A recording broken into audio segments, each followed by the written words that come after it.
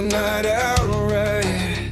Panel at the table in that half-dead light. Miss Robin in the middle, calling every shot, directing and producing till the story runs hot. 1-1 from the city, badge heavy on his chest, towing that law like a wicked chain, spitting facts, no rest. Crimes after dark, we close the night out right. Tear through the lies till the wrong sounds like a fight. All of the answers buried so deep out of sight. We watch the threads unravel, we watch the threads ignite.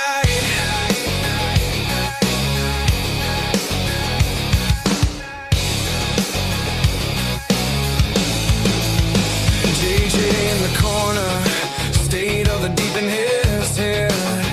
Which lies to toss and which ones to keep instead. Dago from the cafe says forget about it. Leans back, spins his thoughts like a blade cutting holes in the track. Lee at the front, head advocate, steady stare. Every word like a warning, every silence a dare. All of them leaning in, clock crawling, eyes bright. Every secret feels louder than the buzzing of the night. Crimes after dark, we close the night out right. Tear through the lies till the wrong sounds like a fight. All of the answers buried so deep out of sight. We watch the threads unravel, we watch the threads ignite.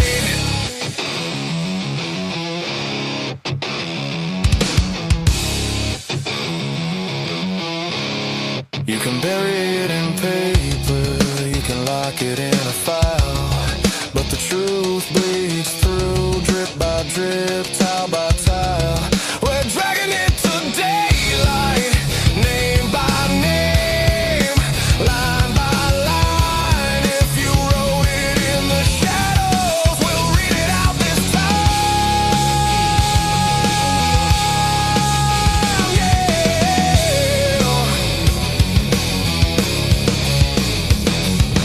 Crimes after dark, we close the night out right. Tear through the lies till the wrong sounds like a fight. All of the answers buried so deep out of sight. We watch the threads unravel, we watch the threads ignite.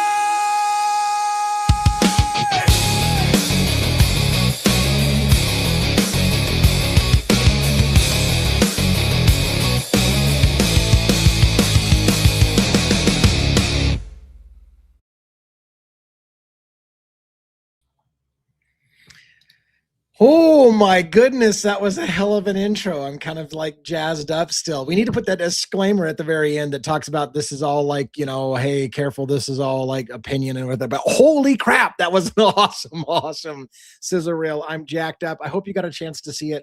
Not as many people got to see it as they should have. We will play it again. And by the way, for those who liked the old song, it's not going away.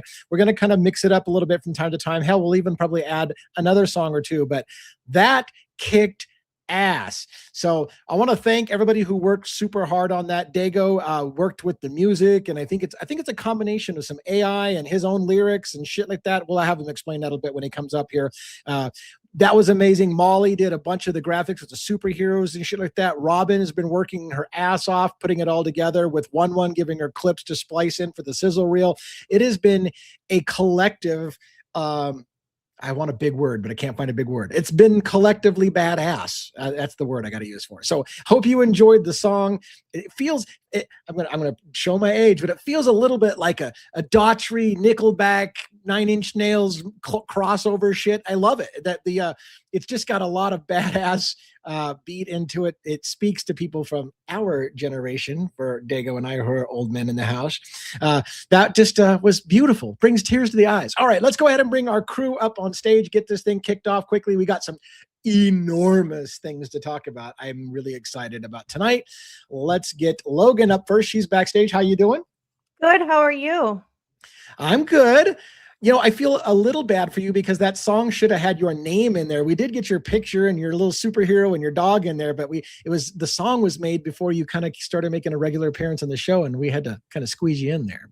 Hey, I just feel good being in it at all. It's awesome. Isn't it badass? Oh my gosh, that's so good. Such a great intro. I love it. So and your dog looks amazing, and the cat looks amazing. Oh, I had a police run-in today, actually. You had a police run-in? Tell me. I did. So there was a hit and run right in front of my house. So I'm going out to make sure everybody's okay. Honestly, I thought somebody hit a dog, and that's why I flew outside. Then I realized it was just people. And then I was like, well, shit, now I got to pretend like I care. So I walk over to make sure everything's okay. And the girl who hit the dude takes off. Wow. So I'm like, now there's a hit and run. And of course, I'm the only person who's like thinking to get the license plate. So I'm the only one who gets the license plate. So then I have to stay. And the cop immediately asked me for my first, middle, last, date of birth, where I work, phone number, address. I'm like, hold on. You're like, I just saw something. I don't need to be on the perp list. Yeah. But that was my police run-in today. Wow, we're so alike. I would have had much the same reaction. Like, oh no, not an animal. Oh, it's just a human. Why didn't you tell me it was just a person that got hit? Like, all right, whatever. Like, oh, these people have 2 legs. Never mind. Yeah. I get it. Wow, And believe me, if you read the book Framed, you're not necessarily wanting to be the person who's the good Samaritan calling in a tip, because sometimes that makes you the suspect because you're the one that was closest to the crime scene, and they need somebody. Oh, yep, I know all about that. Sad. Well, anyways, thanks for sharing your story. I'm glad you liked the sizzle reel, despite the fact that your name wasn't in the next one. If you're still with us, and I don't know why you wouldn't be, but if you are, you'll be in the next one. I'm sure we'll get you in there. Sure. Yeah. Still, all right. Very excellent. Dago, what's up? Thanks for the music, bro. Tell us about that music. Frozen so good. Frozen Host, so good. Forget about it. It's a fugazi. I'm already working on. I've been working on a song with Logan in it. So nice. The music, of course, and the arrangement and all that is AI. I didn't have a band set up here behind me running that whole thing, although as much as I would love to do that. But sure. Actually, we pulled out a couple guitars, and actually we were working on different riffs for it. And then my son, because he's a musician too, it was like, I like this, Dad, so on and so forth. So I went in with the type of riff that we wanted to use on. I used they were tuned down to drop D guitars, heavy bass, drums, all that. The lyrics I wrote completely by hand. Those were all my lyrics, absolutely all of them. So, but the rest of it, unfortunately, is AI. But at the same time, I think it turned out badass. I was playing the drums back there behind the scenes while I was playing. So, and look, like this is the way things are. Like artistry is changing because it's gonna be a blend of the artist and the AI working together. And you did more than I even thought. Like you gave it, right? You gave it a lick, you gave it a line, some kind of thing that you recorded, and then said, use this as the basis to create a song, right? So, and it may have overlaid drums and all kinds of stuff that you didn't even think about, but it was a collaborative effort. And your lyrics and all that stuff. I write every song that I put out, because I have a lot of different ones that I put out for pre-entertainment before I go live. I write all the lyrics to it. Every one of them, I write every lyric out. And I hate to say this and bring up anything bad, and it's so weird to me, you guys. I'm a spiritual person. I'm not super duper religious or anything weird like that. Not that there's anything wrong with that, but when Tommy Jude died, it was a bad loss for the community. Okay, but it's weird. I've told this story before. The day after he passed away, I pulled a notebook out for whatever reason, and I started writing songs again for the first time in 25 years. Okay? Oh, wow. It was crazy, bro. I'm telling you. And I've been doing it because I wrote a song in tribute to him. And from that point forward, I just started playing with this. Mama Bear sent me this program, Suno, and it's amazing. And I started messing with that, and I started doing all these. I got like 3 notebooks full of lyrics of different songs I'm writing. So I could write a song for every. Actually, I have 3 songs that have Bronx in it already that I wrote. True Crime Warriors and stuff like that I've been playing through my channel before. So, wow. That's so oh my cool. gosh. What a great story. What a great story. And it's funny, I've seen Suno as well. I was going to do it myself because I always wanted to be a musician, and I got lyrics in my head. So maybe I'll play with it just for shits and giggles. But I need to get some money because I have like no money to buy an extra fucking tool. Maybe if I can make it a work expense somehow. Anyways, that's awesome. And I love the story that went along with it. So thanks for sharing that. In the interest of time, let's get the rest of our panel up so that one can get little man off to bed and all those good stuff at that. And then we'll continue on as a group, and we got lots to talk about tonight. So let's get Robin up. Robin, how you doing? Hello, I'm well, thank you. Hello. Let's see if the StreamYard hates you tonight and cuts off your volume in the middle of your talking. Again? I said, let's see if it hates you tonight. Oh, I thought you said it did it. No. Scare me like that. She's freaking out for no reason already. I know. I'm like, oh.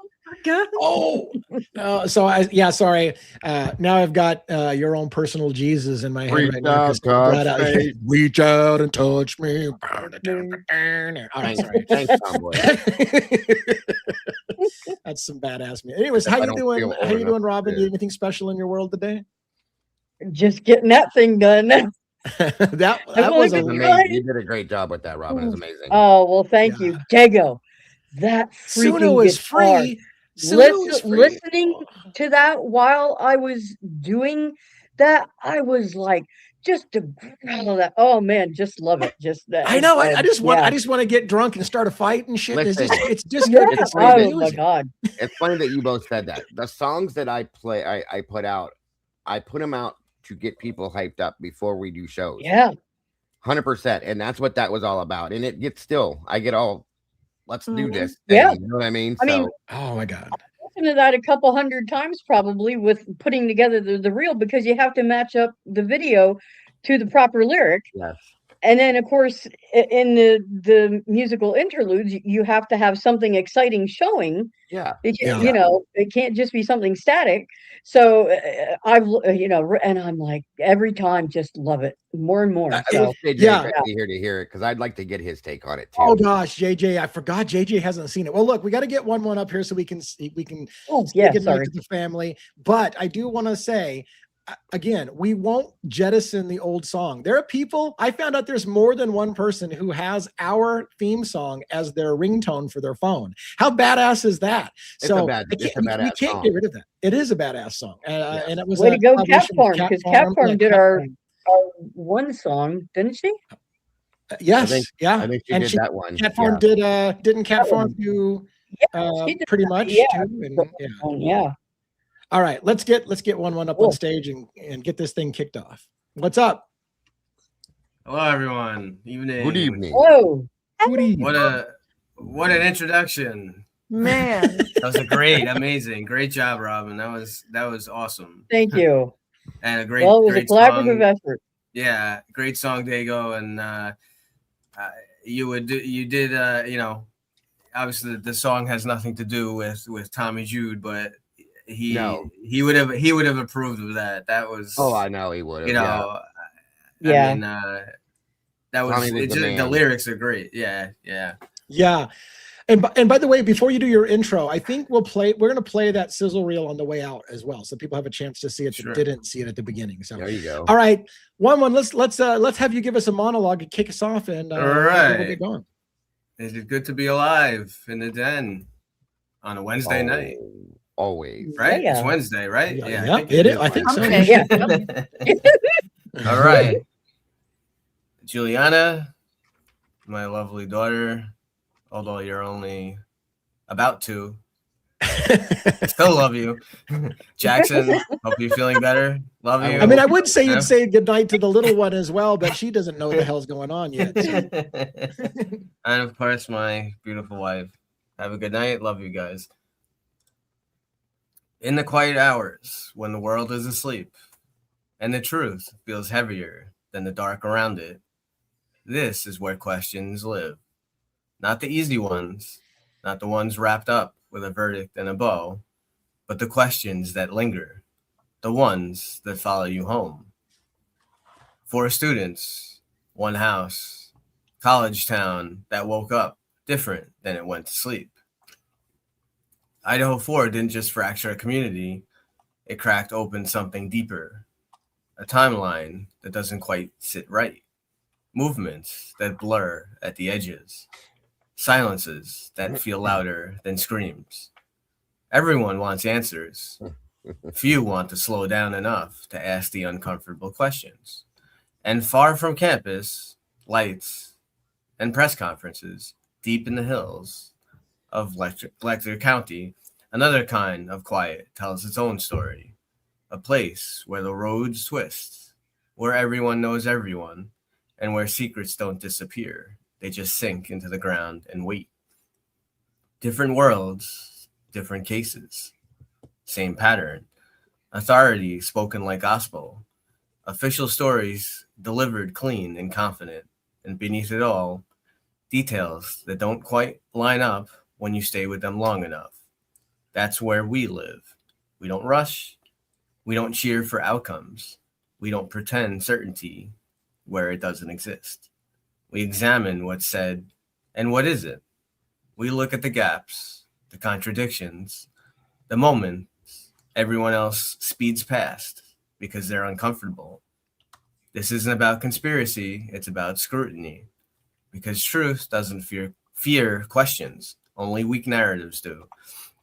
So tonight, we slow it down. Idaho, Appalachia, college towns and coal country, different accents, same shadows. If you're here for comfort, you won't find it. If you're here for certainty, you won't get it. But if you're here to sit in the dark, to listen closely, and to challenge what you're told to accept without question, you're in the right place. This is Devil's Advocates.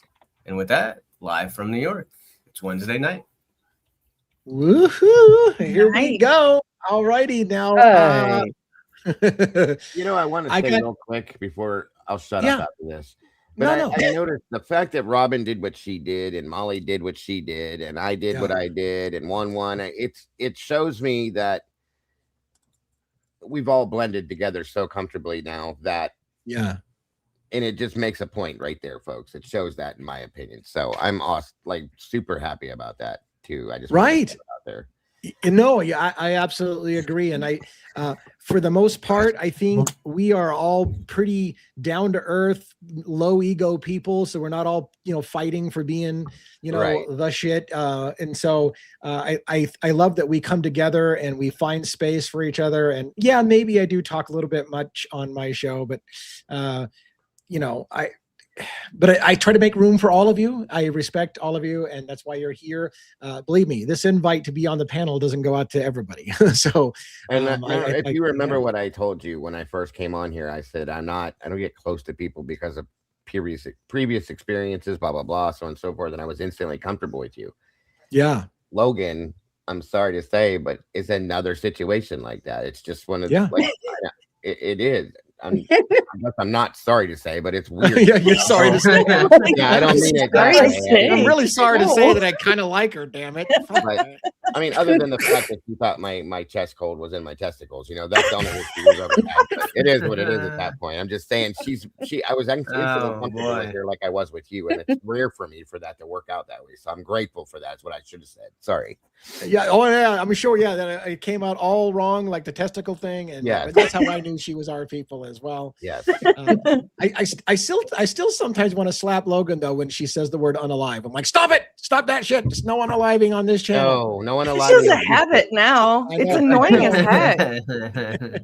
No pew-pews, no unaliving. Murder, no murder, pew-pews murder, and no murder. red fluid. We got blood on this channel. We got chaos. We got death and murder. And we say it real. We say it live. Real quick before I got a lot of shit. I did 3 hours or so of Kopaka public records. I did it live. Fuck it, I did it live. I did it live on members only. And I know some people are tired of talking about Kopaka, but I have some shit. That we unburied today that I really want to get the panel's thoughts on. I want to make sure I'm not completely seeing it wrong. And I did a conversation with ChatGPT and by the way, AI is, for those of you who bust AI's balls, here's what's super interesting about what AI did today. I asked it a question and didn't tell it why I was asking the question. And it was like, oh, good catch. What you are catching is this, and I'm like, yeah, how the fuck did you know that? Like, it was like, I know where you're going with this. And I know why you asked that question. I'm like, this is so badass. This is so badass. So anyways, I'll explain that to you in a minute.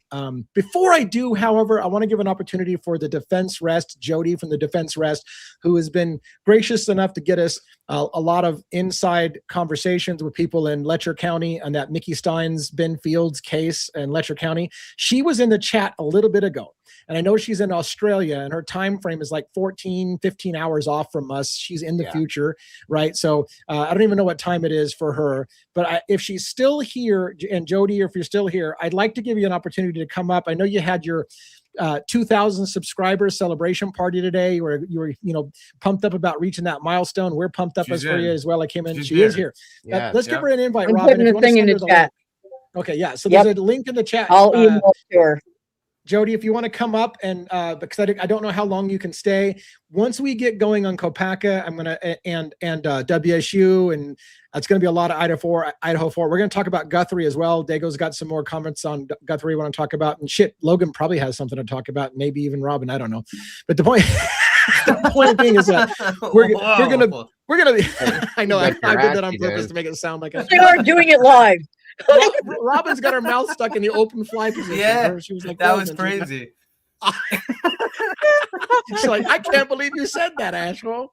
Anyways, let's see if is Jody taking the invite to come up here on the screen. Well, I always have to email it to her because it never works for her in the chat. So Jody, I did email it to you, so you should have it now. Robin was in the frozen shock phase there for a minute with her mouth wide open. That was awesome. Yeah. Every time I go to a different tab, StreamYard just hates me. Oh my gosh. We should start the show like that one day and just come out here and everybody go. Don't give away our secrets. We're gonna probably do something like that sometime. Everybody will just simultaneously freeze at the same time and just sit there with their mouth open. We don't do stupid things like that. Never. No. That's exactly what we're gonna probably do, something like that sometime. Just an ode of that moment. What I was gonna tell you too. Before we get into, I'm gonna kill some time, but before we got in, there she is. I'm killing time. Screw it. We're going live. Let's get Jody up here to say hi. Jody, what's up? I gotta hide. I gotta take something off your face. How you doing tonight? Hello. Oh yeah, you got your fuckery shirt. What's the hat say? We gotta get a close up of that hat. A colossal amount of fuckery. Yes, awesome. Yes. I need a T-shirt like that. Congratulations on your 2,000. What's this one? Hold on, I gotta do that. What's that? Come for the crime, stay for the fuckery. Stay for the fuckery. Yeah, Nice. I love it. Oh my gosh, you're taking all the best slogans. Yeah. Oh my gosh, it's amazing. So how are you doing? I'm gonna send you some. Congratulations. Oh yeah, I'd love that. I don't envy the international shipping costs, so that's the only problem, right? So maybe you got to find a printer in the U.S. to print it and ship it for less money, because who knows how much it's going to cost. Hats is really cheap. So how did your party go today? Hats are all right, they're nice and cheap. Did you have a good time? It looks like we have a delay. We look like we got a big delay going on. Just have her refresh it and she should catch up. Have we? You might want to refresh. And there she goes. Okay. All right. Yeah, there was a pretty hellacious delay. We'll try to get her to refresh the connection, and if not, we'll just be short. But let's give her one more shot. How you doing?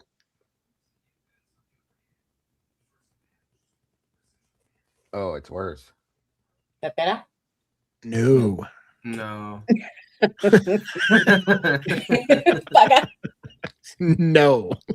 Worse.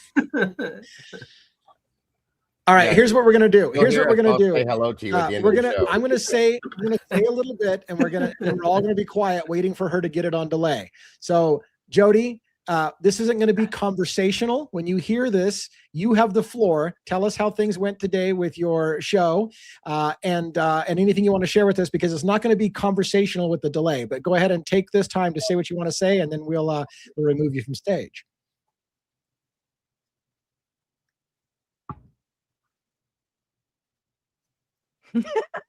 It was really, really good. And thanks everyone for the support. It was amazing. I never thought that, I know it doesn't sound like much, but I didn't expect to get this far. I actually didn't expect to get much more. So I'm really, really grateful. And it was fantastic until halfway through, I got a stomach bug.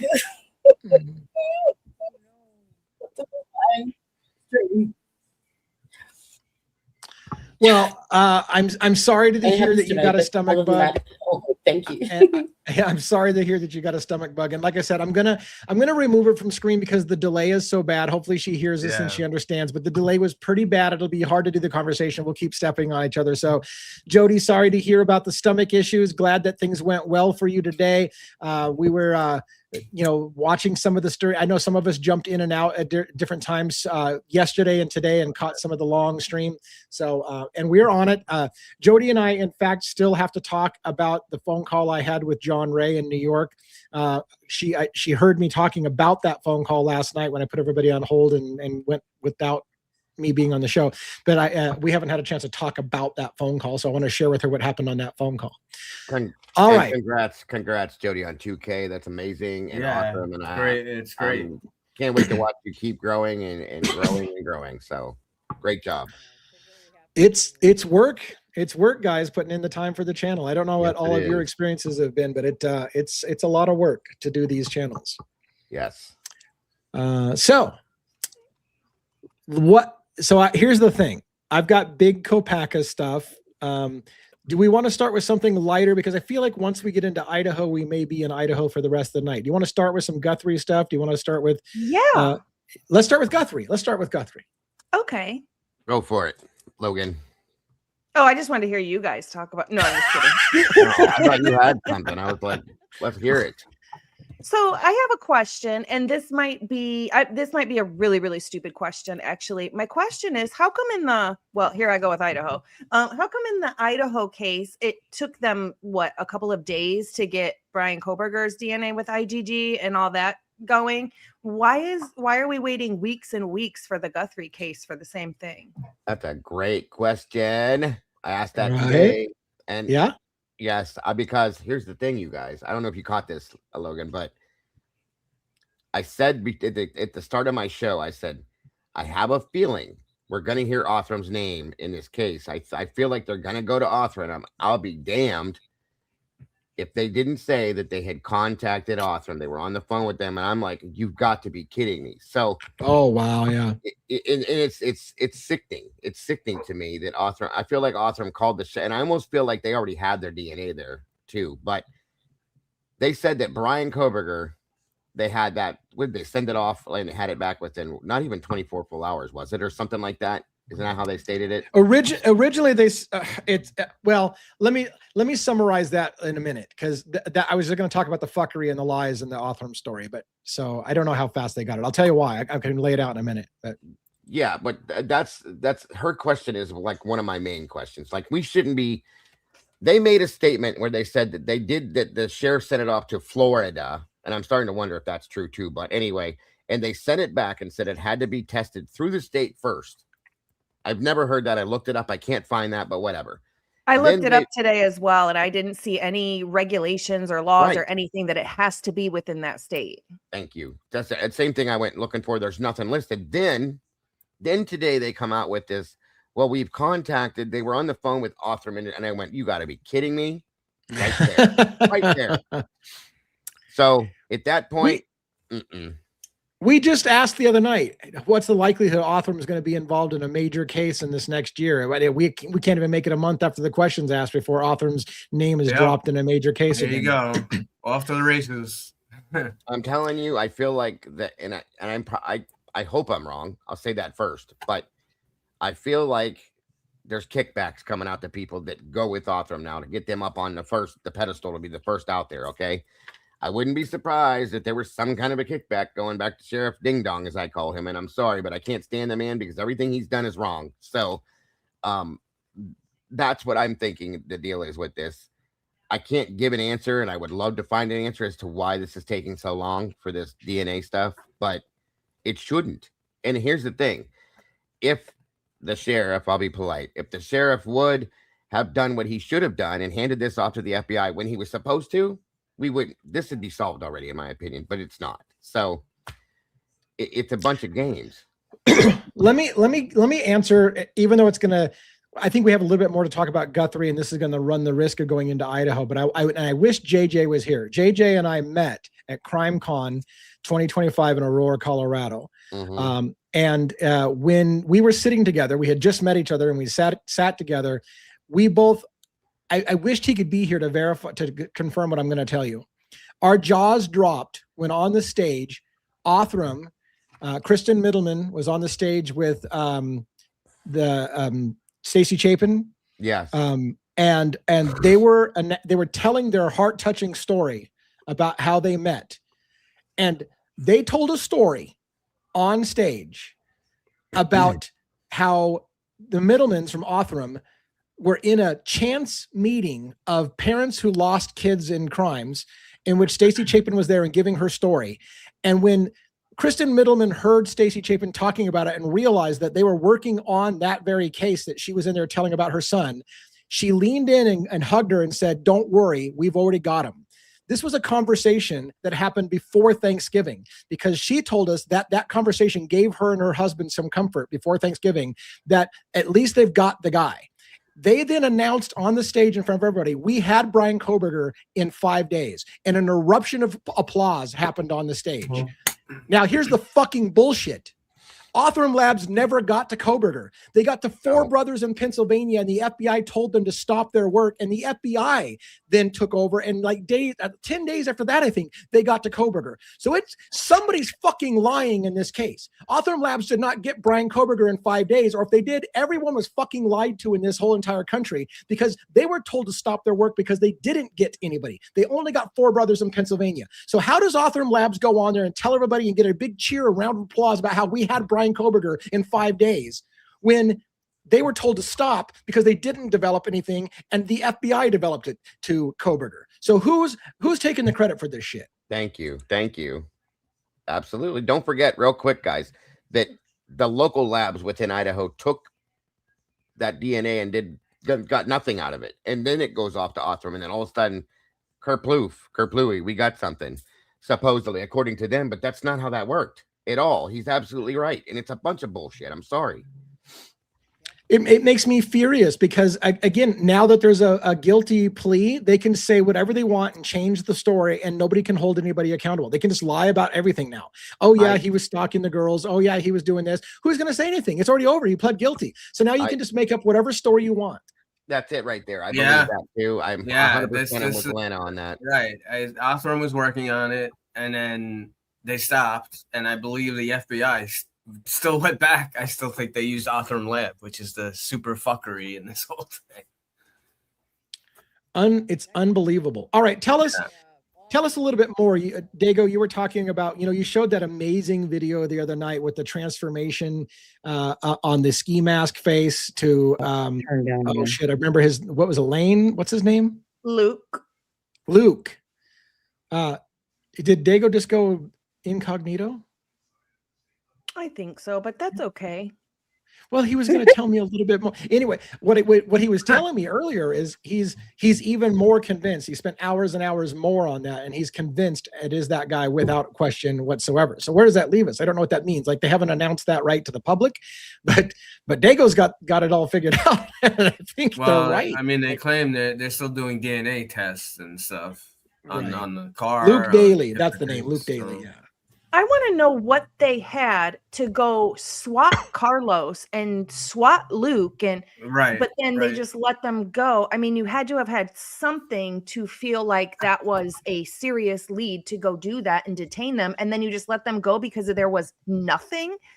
What led you there? That's a good question. I've said that myself. Lucas Daly is the one. I'm sorry. His eyes match perfect. Everything does. And nose, the distance on the nose, the whole thing is matched perfect. I have the picture. Finally found the pictures of the tattoo. That's what got it for me. That ended everything right there. You can see the tattoo stopping here on the guy on the video.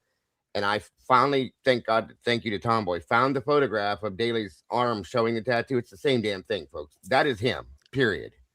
Now I'm gonna pick on my wife a little bit, but my wife here's the thing.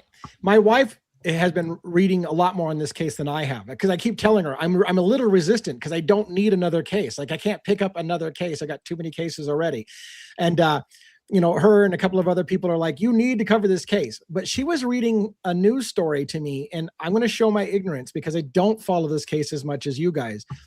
One, there was a story about a mother and son. And I think you said something about this guy as well's mother, right? So there was a story about a mother and son being picked up, and then a third individual who committed suicide. And that's the part that I can't find, is the third Because individual that ended up being a hit and run accident. Somebody just put it out as that was what it was. So that's why we couldn't find that. I went looking for it too, and it didn't exist. So if it was a hit and run, then it wasn't a suicide, and it wasn't related to the not at all. Not that I can find anywhere. I've been digging like for days, and I cannot find it to save my life. Let me show you guys this real fast here, because I don't want to spend a lot of time on this. Pull that up, Robin, if you would, please. I sure will. This is what did this for me. This is what etched this in stone. Okay. Now, hold on. Let me see. Will this work? Okay. You guys see this right here? Yeah. Mm-hmm. Okay. There's one point. There's another point right here.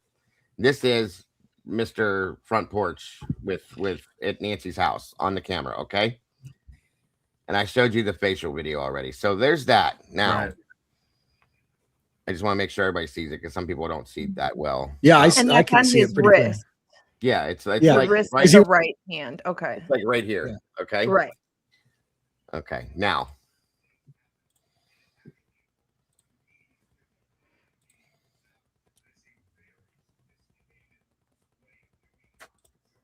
Zoom, bitch, get out the way. Do you see this? Uh-huh. Yeah, but that doesn't go down as far, does it? No, it doesn't go down right all the way to the. Let me finish. Turn your arm. Oh, okay. Mine does this too. I was doing this today like an idiot, going back and forth, but it looks, first off, the camera angle with that camera, the way his hand is, we know that those lenses, it's not right on. It's not exact. Okay. But that there and that there, if you were to turn his arm straight, it changes the, let me see if I can do this. The angle of incident. It changes the distance of it. It goes up and down a little bit. It's weird, but can you zoom in a little closer on the lettering or no? Yeah, it's hard to. It's written in a different language, I think. Yeah, hold on. Let me try. Is there any way to put them side by side? I don't know how to do that. I can give these photos to somebody and you can try that, but I don't know how. But I'm looking. If his hand were straightened out, this would drop down just a little bit more, in my opinion. Also, I'm looking at that bracelet, and I was thinking the same thing. Yeah, the other one looks like it's closer to. Well, let me go to that one next. Yeah. Again, hold on, because other people pointed that out to me too. 1 minute. And again, I feel like the way we're looking at this, the camera's kind of looking down at this. Okay. And it's just a completely different type of lens. To me, we can't really tell because of the zooming, but his wrist should be I see. Right. Yeah, there. I see what you're saying. Okay, and it's there is a gap. Yeah, I like see it. There is a space. Yeah, I see it. I see exactly what you mean. We're looking down his sleeve, kind of too. Yeah. That's what I was trying to explain earlier, and people they finally got it, but I'm telling you, I get this weird feeling, but I have this. That's him. That is him, and I know you guys saw this already. Yeah, the blending of those faces is a huge clincher. That I had people like falling over on that, but I show you something else too that Molly did, because Molly's awesome. But this here, come on, damn it. I'm waiting for you to make a mistake and show some adult stuff on TV. Oh, you're not going to get that here. I'm boring, guys. I'm boring as hell. My apologies for it, though. There we go. My apologies. 1 minute. Between the tattoo. Son of a bitch, start working. There we go. Do we know if this guy has any kind of criminal history? He has nothing but a criminal history, Robin. Oh. Multiple. Pull that back up if you don't mind, real quick. Drugs, guns, everything. Yeah. The dude is okay. Like, he's bad. It's bad. That and this, I can't. It's got to be him on the front porch, as far as I'm concerned. Yeah. But here's the thing. Everybody said that his DNA probably isn't CODIS.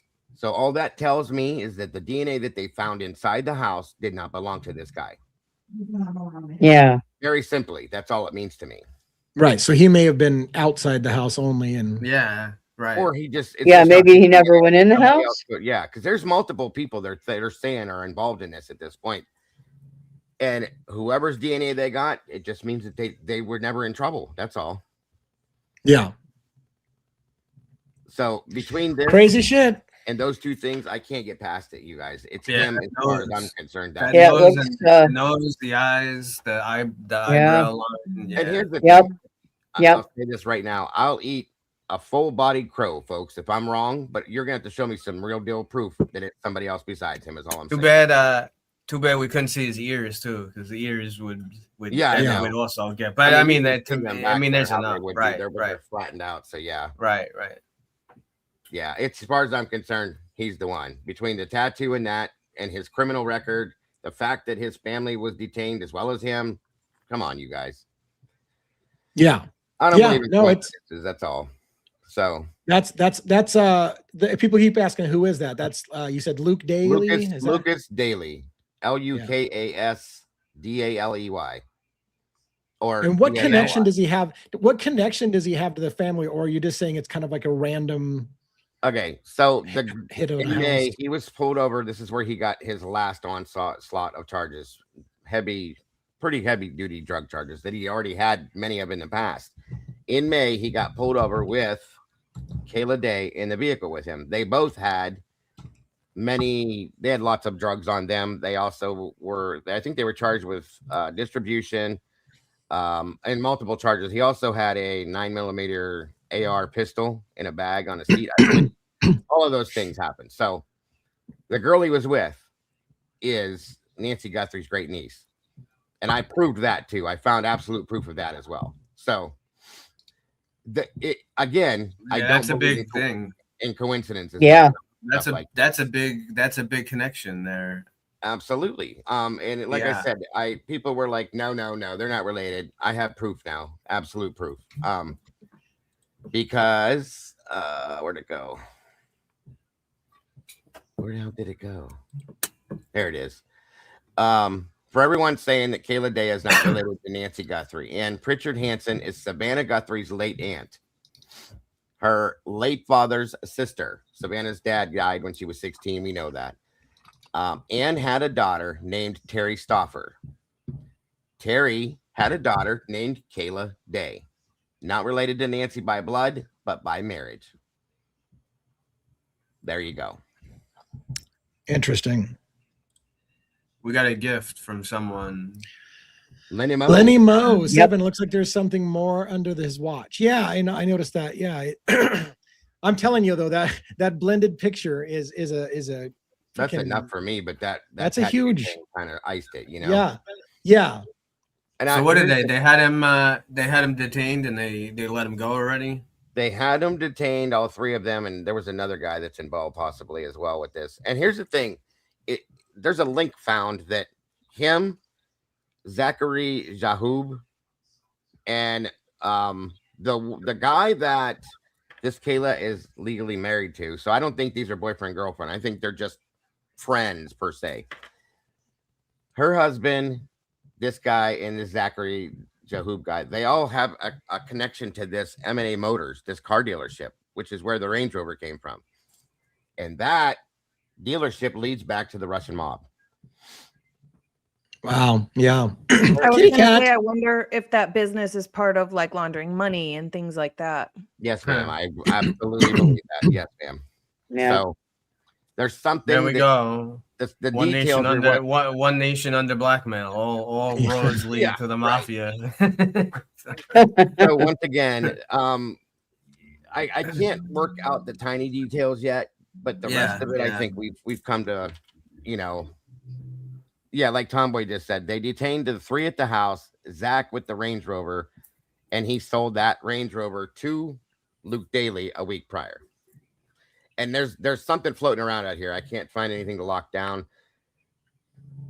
to verify it for sure, but there was talk that there may have been DNA in the back of that Range Rover that belonged to Nancy. Wow. So, yeah. And there's also there's the fourth. Was there a fourth letter, right? Went out? 5. Oh, 5 now? There's 5. There's 5. 4 emails that went to TMZ. Go ahead, Logan. You were going to say something. I didn't mean to cut you off, hon. No, go ahead, because I'll ask when you're done. The 5th thing seems to have come from the kidnappers now. The four of them came from somebody that is saying, I know the kidnappers. I'll tell you if you give me this. Right. This 5th thing seems they're saying they believe it because it has a different it has a different type of currency. It's not Bitcoin, but it's that crypto. type of It's cryptocurrency, right? Yeah. Crypto. That's what I heard. And it's from a completely different, right. Everything's different on it. So they believe it's from the kidnappers. Now, here's what my thought is on that whole thing. I think that the 4 that came to TMZ, I think those belong to the kidnappers too. They were just trying to frame it a different air or a different light so that they weren't tracked per se, I guess, for whatever reason. And I think they finally just came back with this. I think this has been drug out, you guys. My opinion, and only my opinion, I hope I'm wrong, is that Nancy's deceased, unfortunately, okay? And they know that there's nothing they can do without proof of life, per se. Right. And that's why this is drug out now. They're trying to get a hold of this money so they can get the hell out of here and get out of the country and avoid all prosecution, per se. But I don't think that's going to happen. And that's why this is drawn out so long. Real quick before we get back to the drawing it out thing, whose super sticker is this for? It's one of your guys's, not my channel. Is it ours? It's mine. Thank you, Sausage Biscuit. It's yours. Okay. Or wait a minute. Yeah, I was trying to. Thank you, Sausage Biscuit. So yeah, whatever it is, we appreciate support. Thank you very much for that. Very much appreciated. So part of me thinks the reason why this is stretched out in the news is, again, it's a distraction for something else. So does this case need to stretch out as far as it was, or do they already know what happened in this case a long time ago and they're just stretching it out in the news cycle because we're trying to keep our eyes off of something else? But I think it's a good question. I think that because the sheriff screwed up where he did multiple different ways, again, like I said earlier, if the FBI would have been brought in to take the lead on this as they were supposed to and should have, and we were told they did, actually, we'd be done with this already. It would have been solved and dealt with and out of the way. But because he was delaying all these things and messing with all these things and not putting information out, that's why we're still sitting here, in my opinion, of course. My thing is, I have never really seen them actually look for Nancy. They've been looking for suspects and leads, but not for Nancy. So that's what makes me think that something has told them that she's not alive. And I'm wondering if it's the pacemaker. Can they do that? Can they let the doctor know when it's not working anymore because the heart's not beating? I would think. I would think so too. But I don't know anything about pacemakers, so I don't know. But that's my thought on it. Oh man. So anything else on this case? Because when we move into what I got today, it's gonna take us some time. Is there anything more on Guthrie or anything else we want to talk about before I move us into the shit show? I got a shit show coming. Oh, Dago's muted. Bring it on. That's all I had as far as Nancy goes. Right.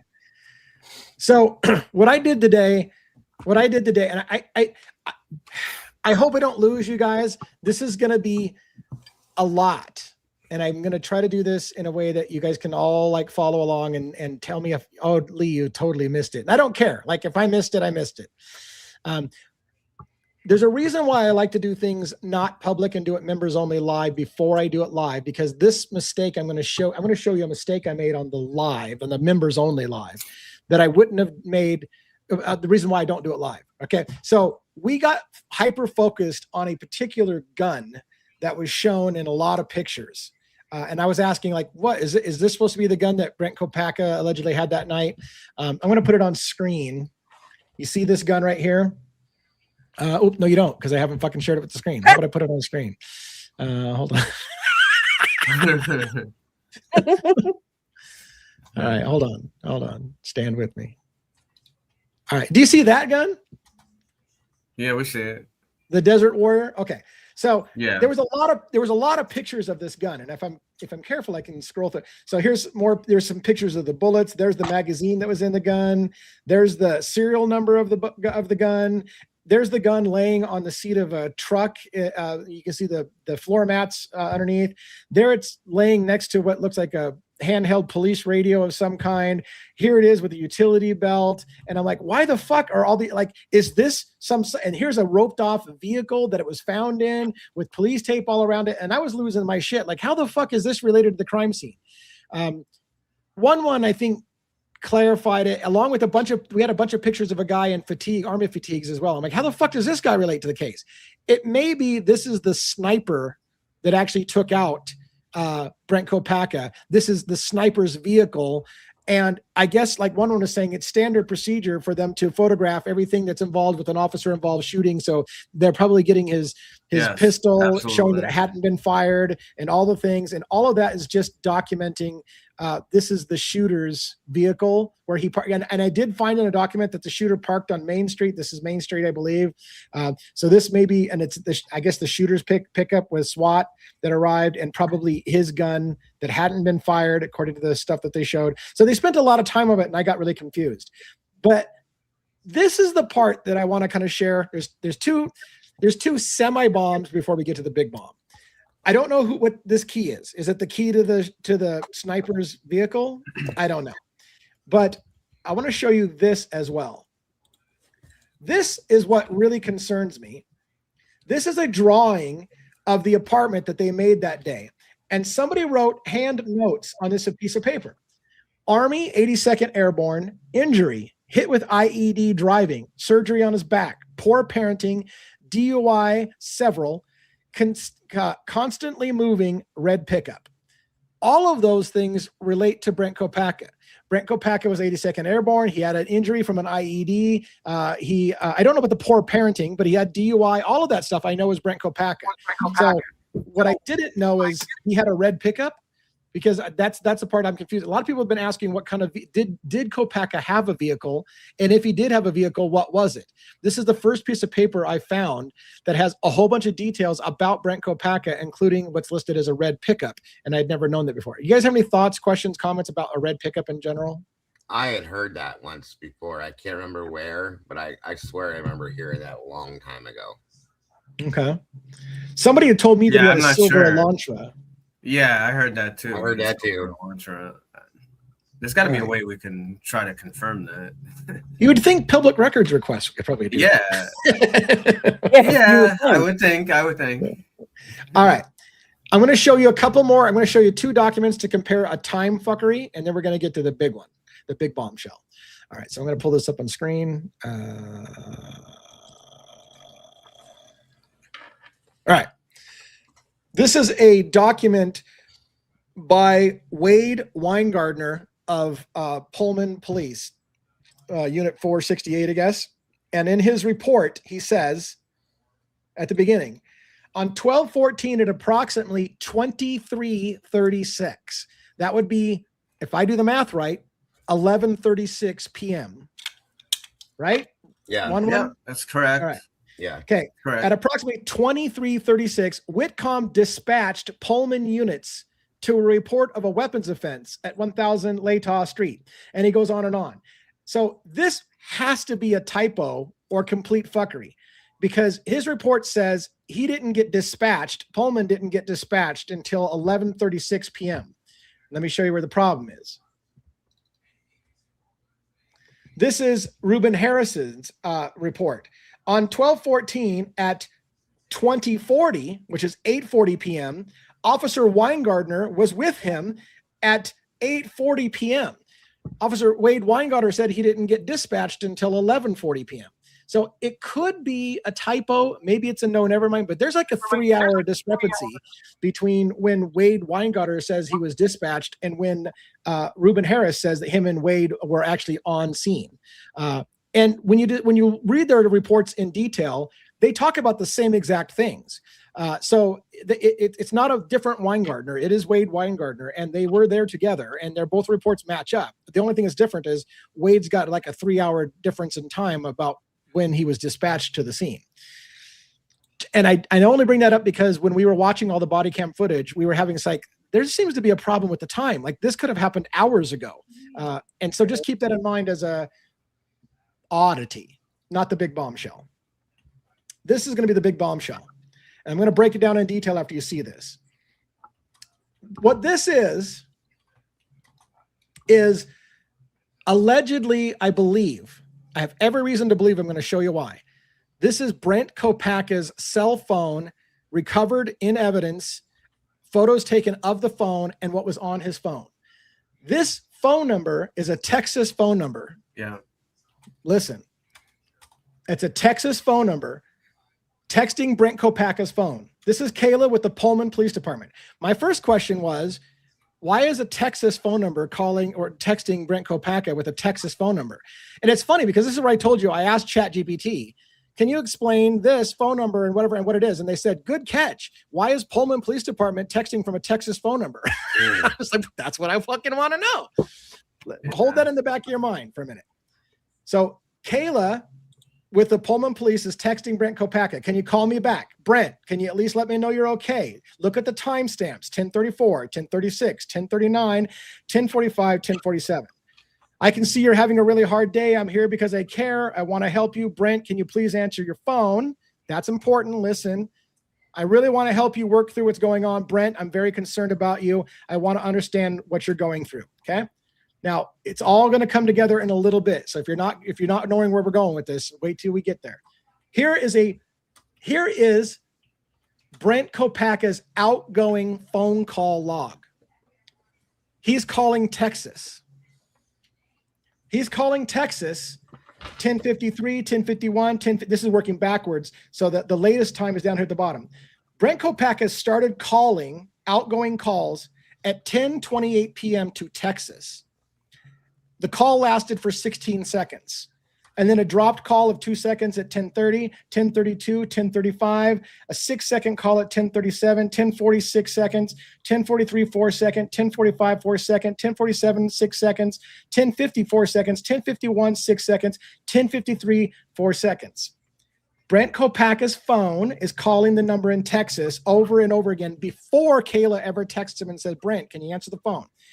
Keep listening. This is going to get crazy. Brent Kopaka's phone also called a number in Idaho, 208-618-115 at 10:30, twice. 10:30 for 4 seconds, 10:31 for 2 seconds and 4 seconds, called Idaho. Brent Kopaka also called a number in Pullman, Washington at 10:32. Brent Kopaka was frantically placing calls to 3 different numbers, Texas, Idaho, and Pullman, during the standoff. Now listen, they told us, Brent Kopaka said, I don't have cell service. So I started to ask ChatGPT, what the fuckery is going on here? So let me remove this for a second. And you will be surprised at what I worked out as I continued to work with ChatGPT on what the fuckery. Let me pull this up. Give me a second. Of course, there it is. Okay. And let's go back to here. And let's add this to stage. All right.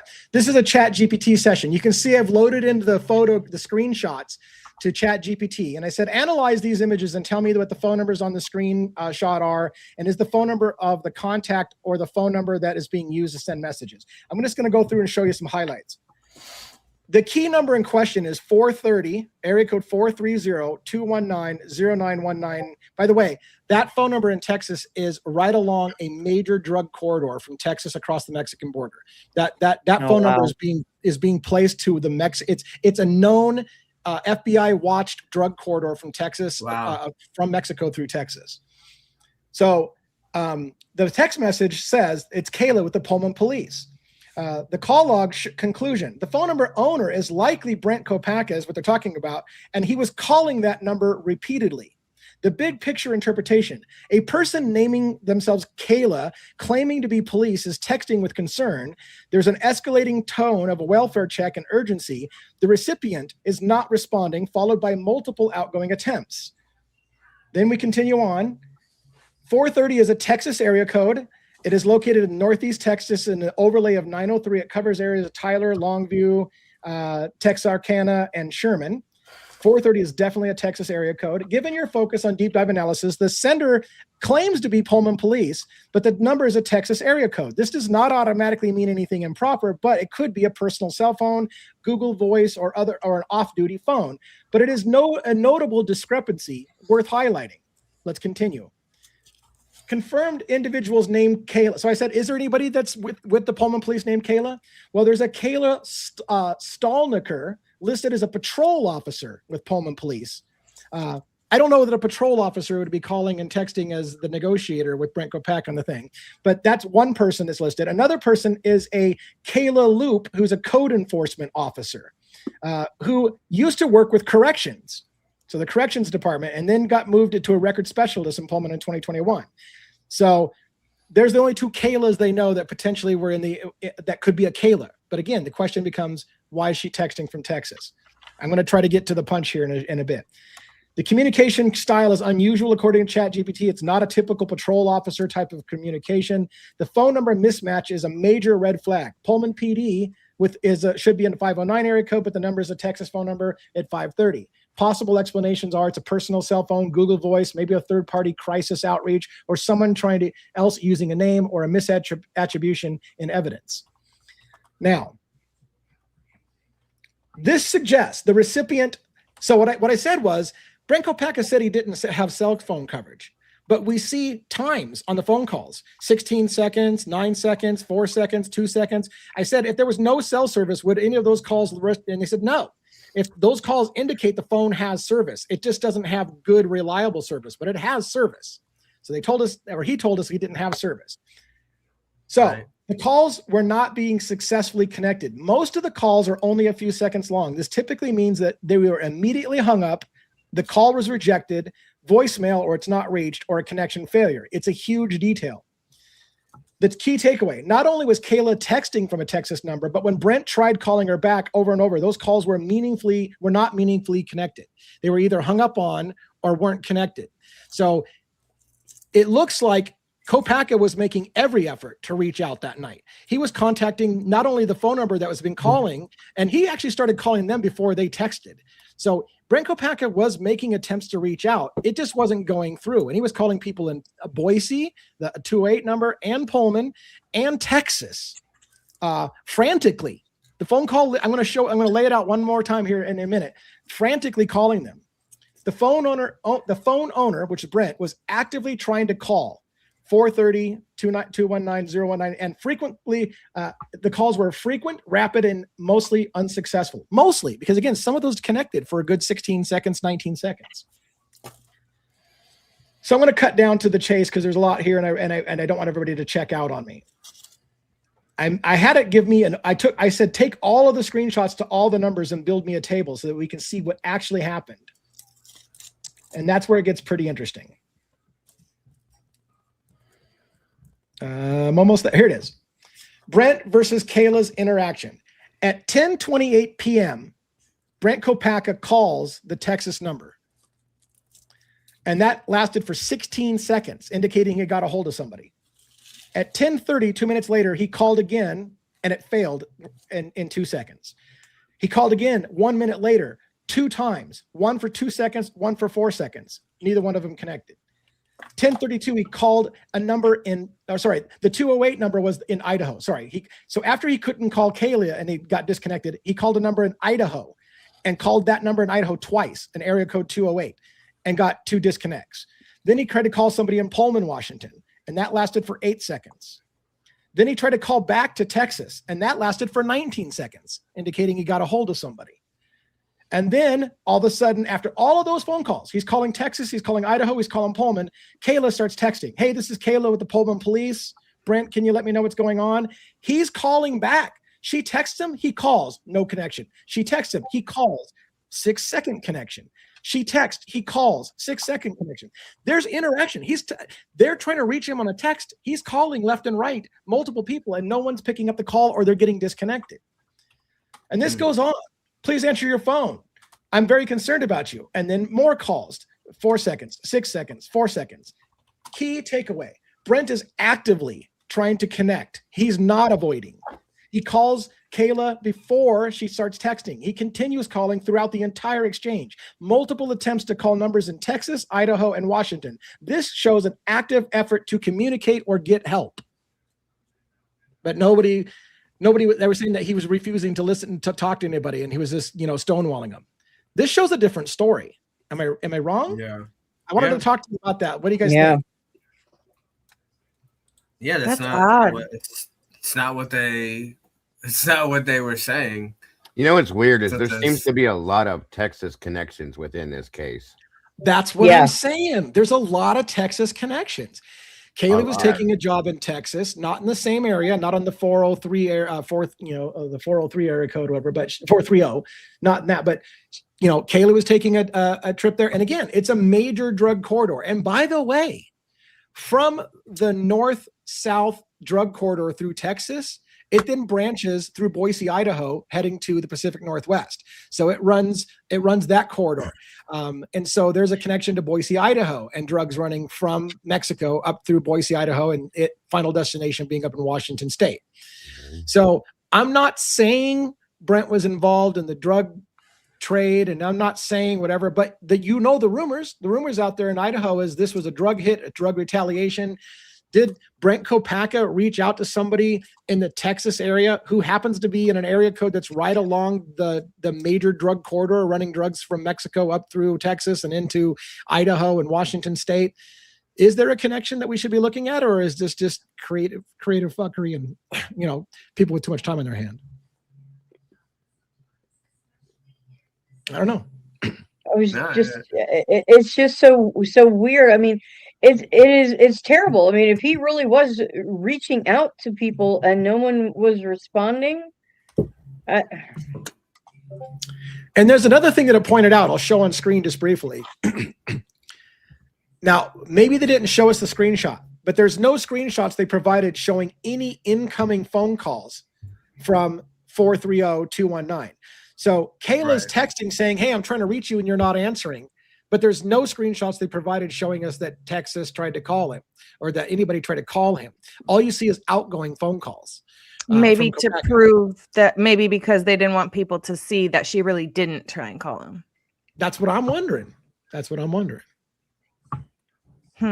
So I don't know. Maybe there's not much there, but all I can say is when I had the ChatGPT lay out the phone calls and say, put them in order, because again, each screenshot has different times, right? Put it in order. It kind of laid out a story. And the most interesting story is Brent Kopaka is frantically trying to place phone calls.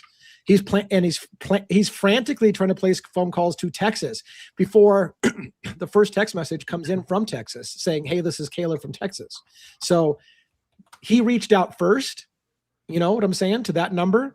And then after a while of, and again, the first call or second call, whatever, it lasted 19 seconds. Not long enough to have a conversation, but long enough to leave a voicemail perhaps or something like that. Did the first call go through and they're like, shit, don't answer that call anymore. and then, like your mind could run away with you on what's happening. But it makes you wonder, was Brent Kopaka really stonewalling people that night and refusing to communicate, or was he actually attempting to get help and attempting to communicate and calling people in Idaho and Pullman and even in Texas, trying to get somebody to listen to him, and they wouldn't. They were refusing so that they could run the narrative of he's just not listening to anybody and refuses to communicate. I don't know. Well, did they restore his phone? Is that how they're getting that from it? Or maybe I'm not, because there were rumors or whatever that it was wiped. They can pull that stuff. It wasn't rumor. They said it was wiped. His brother said when he picked it up. Yeah, Darren even his Duncan was best the friend, source of even saying his best friend. Great. factory wiped. Yeah. So then how are those logs still even on there? I mean, for them to even take pictures of, or did they take the pictures and then they wiped it? So Tomboy Charm, I don't know if they looked that up live while I showed it on screen, but they said that number comes back to the Latah County Sheriff's Office. But again, keep in mind, that's an outgoing call from Kopaka's phone to the Latah County Sheriff's Office. Was Kopaka a CI? Well, so let's think about this. Pullman, Washington, Pullman is not Latah County. So why is Brent Kopaka calling Latah County Sheriff's Office? Because he knew, I'm telling you, Chief Fry said that him and Kopaka had some kind of a relationship, good or bad. They knew each other quite well. So, but that's not the sheriff's department. That's Moscow City PD. Right. It's not even the sheriff's department, right? So who does he know in Latah County Sheriff? I mean, didn't he kind of move around a lot? Yeah. Could he have been a CI in one place, or and then in another, or he was calling them because that was his contact in the other place, and now he's got a new contact over here. He's trying to supposedly linked. He's supposedly linked with like 10 different like houses and stuff. That's what Tommy Jude had showed like a whole thing on it. Right. But he was pretty much adamant that he was in, we still don't have 100% proof, so I'm not going to say that's, definitively, but he was saying that he was definitely involved with drugs. Not that necessarily he's one of the killers, but he was in either, maybe he was going to be, the original, he was going to be the patsy, he was going to be the original fall guy, or maybe whoever is involved with this, if it is some kind of drug hit, maybe they wanted Kopaka to be involved in it, and he didn't want to be involved in it. Right, and that takes me back to what. And again, maybe my mind is running away with me. But that takes me back to something that I believe I heard Kopaka say in the standoff on body camera, and it was something to this effect: "I fucking hate you guys." Was he working with them and they fucking turned on him, and he's fucking, and they're like, "Oh, you're gonna fucking turn on me now? I fucking hate you guys. You guys have me work for you." And then they're like, it had that ring of like, "I fucking hate you guys. You guys fucking remember Lee, that one part we were listening to, and he said, "You guys really want to do this?" Yep. Yeah. You guys want to do this? Are you sure? Yeah. Sure. And then all that whatever went down, and I don't know. I'm still weirded out a little bit by the fact that his ex-girlfriend, I think I don't know how it's related, but his ex-girlfriend, a relative of hers of sorts, lived in the 1112 house at one point. So yeah, that's a little too close for me not to think something's weird with that. Yeah, that is odd. And I've heard people waffle back and forth on that, like that hasn't been confirmed, but that's out, like that rumor's been out there for a while. But I had a document that showed it, that the same last name, and then I went. Tomboy was we were all looking at it one night, and we pulled the names together, and you feel good about it. Yeah. Oh, good. I mean, I could be wrong. People are wrong, but when you pulled up the documents, you know how you can look at a house and like who lived there, who didn't live there, and all that document stuff. It could be wrong, but it lined right up, and I was like, well, damn, that's wild. So the key takeaways I want to give you for just food for thought for those who still have questions about Kopaka. Maybe everybody's tired about talking about Kopaka, but for those who still have questions, I would say this. The narrative is they couldn't reach Brent Kopaka because his phone didn't have cell service. Mm-hmm. But according to ChatGPT, everything that the screenshots show, that phone had service, and he was making phone calls, and it was either being hung up on or they were disconnecting his calls, but it actually had cell service. Now, maybe, as they even said, some people will say, I don't have service, when what they really mean is I got shitty service and I'm not getting a connection. It doesn't necessarily mean he literally didn't have service. He may have been literally trying to make calls and nothing's going through. So he's like, well, fuck, my phone doesn't work. I don't have service. And maybe he just meant that nothing's going through. But then that leads to did they jam the phone? Did they jam the phone so that Kopaka couldn't make phone calls? Or were they just flat out ignoring the calls because they wanted to paint the narrative that and again, that's all if there's fuckery. If there's no fuckery, then I guess you just have to go with, he just had really shitty cell service. And all he could get was text messages through. But I don't know. Something to think about. Wow. All right. That was my big my big dumper. You had something one that you wanted to talk about the Axon cameras and WSU, right? Yeah. Do you have that handy? I have. I was trying to. Amanda actually sent us more info on that. The number, the 208 number. Oh, the 208 number? Yeah, the one that Kopaka was calling and said that Tomboy Charm said was a Latah County Sheriff's Office. Yeah. Hold on a second. Birdie just posted a message. Thank you for the super chat, by the way. And it says, what if Mauitch was the CI? Serious question. I want to hear your thoughts on that. Do you have thoughts on it? I've never thought about it that way. So I would have to think on it. It's funny because so here's my thing. Mauitch has always bugged me. I didn't hear dick. It does, doesn't it? Until Pavarotti brought up the name 3 years after the whole event. And then all of a sudden one day it was like a video came out and Pavarotti's like, I solved the case, it's Mauitch. And I'm like, who the fuck's Mauitch? And I was like, there was a brain lock on my part. Like, I'm not going down a rabbit hole on a name I've never even heard for the last 3 years. And now out of the blue, here's the guy that did it. It was Mauitch.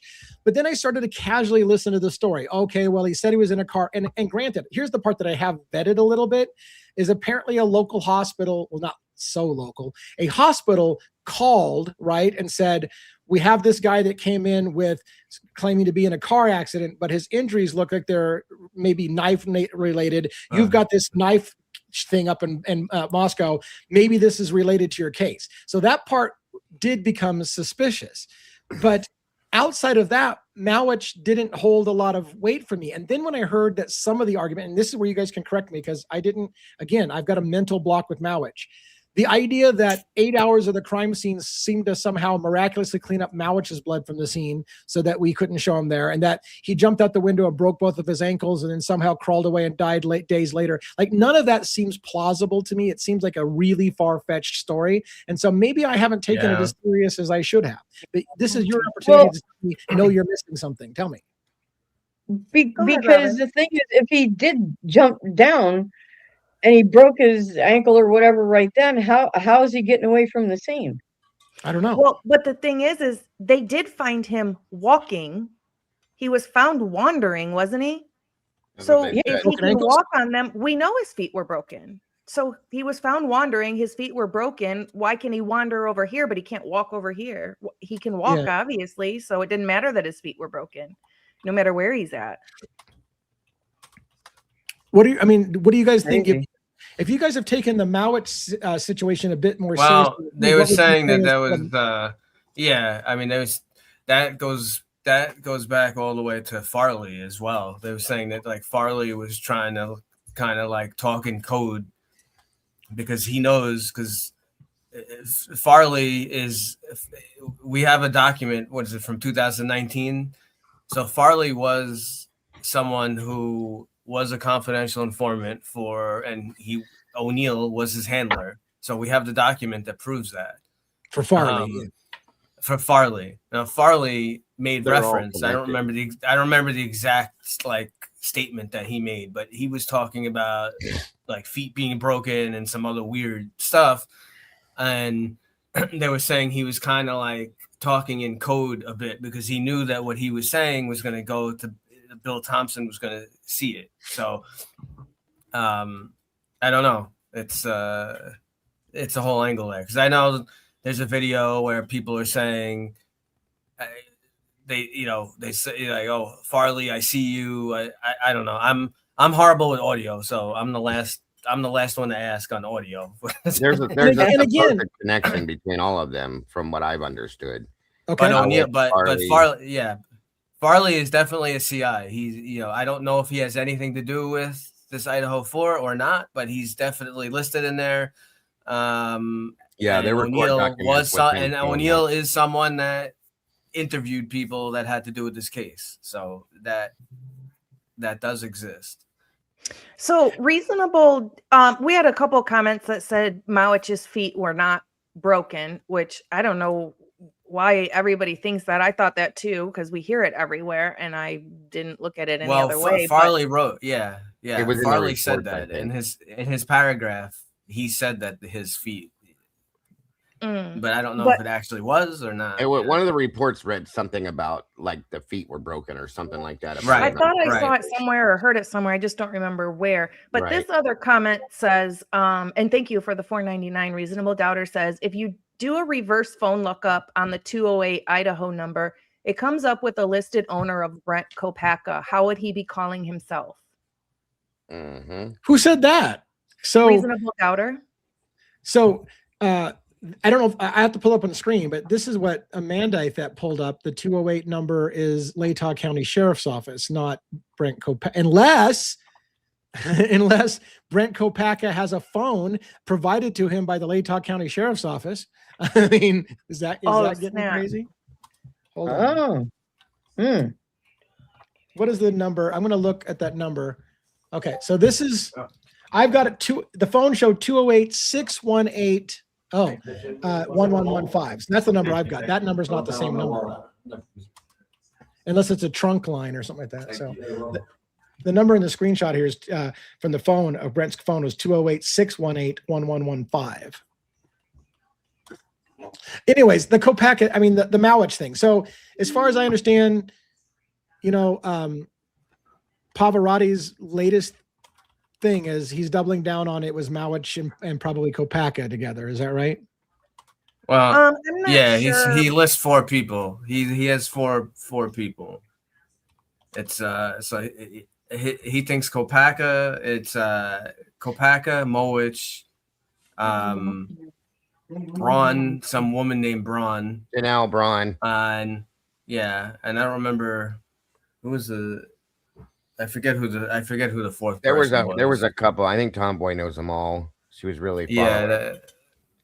So apparently Braun is someone that was like friends with Molly, I think, or something. She lived close to that area too. Yeah. That's the blonde woman, if you guys saw the video, that was in the truck and took off from the police. At some point it was almost like who was it? Brett Payne escorted her out of town because he followed her so far and then he just turned off and let her go. It's like, okay. Yeah. Hey, that happened to me in Pullman or Moscow as well. They followed me so far until I got out of the range and then they broke off. Fast, like she was trying to get away. Okay. You weren't, but yeah. I was driving the speed limit like a motherfucker. I was not going to break any law. I don't know about Mauitch though. I think there's some things that make me think it's possible, like some angles, but I haven't really dug into Mauitch super deep. I mean, we've talked about him, but it's just the things that really everybody else talks about. But I think there's something strange with that situation, and the dates are close, so it's like yeah. The big thing is that white Elantra too, that accident. Yeah. So we brought that up before. And how far? That was Oregon, fog, right? Oregon. Yeah, and it has fog. And we looked at the thing. It looks like it has fog lights on that. Yeah. Car. So there's so many angles on this story. It gets exhausting to try to. And that's the thing. Like, this is why I'm not saying Mauitch isn't a thing. It's that I can't pull all the threads. I've got to find my thread to pull. So I've been stuck on trying to clear Kopaka's name from this for almost from the beginning. And I still can't 100% rule him out, but that's been my angle. And if, Pav at one point was on Kopaka and then kind of moved away from him and then went to Mauitch and now is back to kind of Mauitch and Kopaka, and maybe that'll all intersect at someday and it'll all come together and it was all, and maybe Demetrius and Emma Bailey are going to come back into the picture and it's all going to be the same people that all know each other, and who knows, Well, we know from that document, he was definitely on their radar. He's the one that, that had the apartment that was newly painted. That's not BK. Right. So that document that we brought up on here. All right. Anything else about Mauitch? Is it Birdie's birthday? If it is, happy birthday, Birdie. Wow, is it Birdie's? I don't know if it's Birdie's birthday. Somebody says happy birthday, Birdie. So happy birthday, bro. Yeah, happy birthday. Well, happy birthday. And if it's not your birthday, happy birthday. Then celebrate anyways. Yes. Yeah.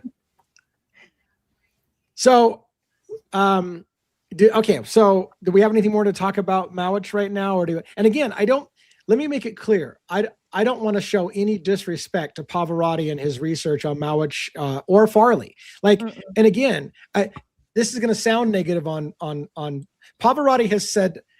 Pavarotti is so good at what he does that when he says something, it becomes part of the narrative for years afterwards. So Pavarotti said, "I see you, Farley," and that stuck in the community, and everybody now is convinced that they heard "I see you, Farley," and yet there are people who say that's not what you hear. It's not "I see you, Farley," it's something else. But because Pav said "I see you, Farley," it's in the narrative that is exactly what happened, and Farley was there because Pavarotti said "I hear you, Farley." He also saw Pavarotti saw the gun rack guy, and forever now a guy racked a gun because so kudos to Pav. When he says something, everyone is convinced that's the only explanation. There's a gun involved because Pav heard the gun rack, and Farley was involved because I see you, Farley. I'm still not sure that was a gun rack or that I see you, Farley is what was heard. So if he's right, he's right. But I don't know. Right. Yeah, I'll tell you one thing. I just appreciate all the work he puts into everything. 100%. 100%. And I'll tell you one thing. Every time I hear the name Mauitch, I instantly think of a can of Manwich. I'm telling you. Every time. That's funny. Every time. It's crazy. I can't get out of my head. It's weird. I think Meow Mix. So we go different places, but here's the point that we both do the same thing. Right. It's transposing shit. It's weird. It's very weird. All right. So the bottom line is I'm trying to explain, if I don't give a lot of credence to the Mauitch story, it's not because I don't think it will have legs or broken legs, whichever story you believe in. But it's more because my brain can only hold so much in it. I'm covering 5 cases. I don't need another rabbit hole to go down. So right now I'm kind of focused on the leads that I've got and the things. And if I'm wrong at the end of the day, I don't care. Like, we're all working for the same goal. We just want to find out what happened. And I don't really care if Pav's the one that breaks it for the 37th time, because I get told almost every single day Pav just broke the case for like the 37th time. But I don't care if it's Pav. I don't care if it's, Bubbly. I don't care if it's, whoever. Fucking whoever solves the case, that's great. We all want the same thing at the end of the day. Right. Absolutely. All right. 1-1, can you explain to us at all the Axon body camera agreement to WSU thing that you saw? Sure. Can you explain it in plain, simple terms? Sure. All right. Sure. Wrong. That's not the right wrong slide. Yeah. Sheriff. Oh, where is it? Should be up here. All right. So I'm not going to read the whole thing. I don't know. It's a few pages, but just you can see the main. Axon announces intent to partner with Washington State University to further groundbreaking research on police-community interactions. So, why is this a big deal? What is so special about this? So, Axon, as you know, it's a public safety technology company. We use them here too in NYPD. It's probably the most widely used, I guess, across the nation. And they're best known for body-worn cameras, digital evidence management, and AI tools. And they announced its intent to partner with Washington State University to advance research on police-community interactions. So the collaboration is aimed at supporting groundbreaking academic research into how police and community interactions occur, with an emphasis on data-driven insights and analysis. So they don't talk about money or anything like that. So it's really, most of this article is just, I guess, like the beginning stages. It's just an announcement without like really specific detailed plans. But why does it matter? Police community relations research. These are complex areas where empirical study can inform policy, training, and technology design, especially with the massive amounts of digital data now collected. The transparent and evidence-based insights, collaborations between tech providers and universities can produce peer reviewable research that helps policymakers, law enforcement leaders, and communities better understand what's working and what isn't. And then academic rigor, universities, including WSU, bring methodical rigor and independence to studying sensitive public safety dynamics. So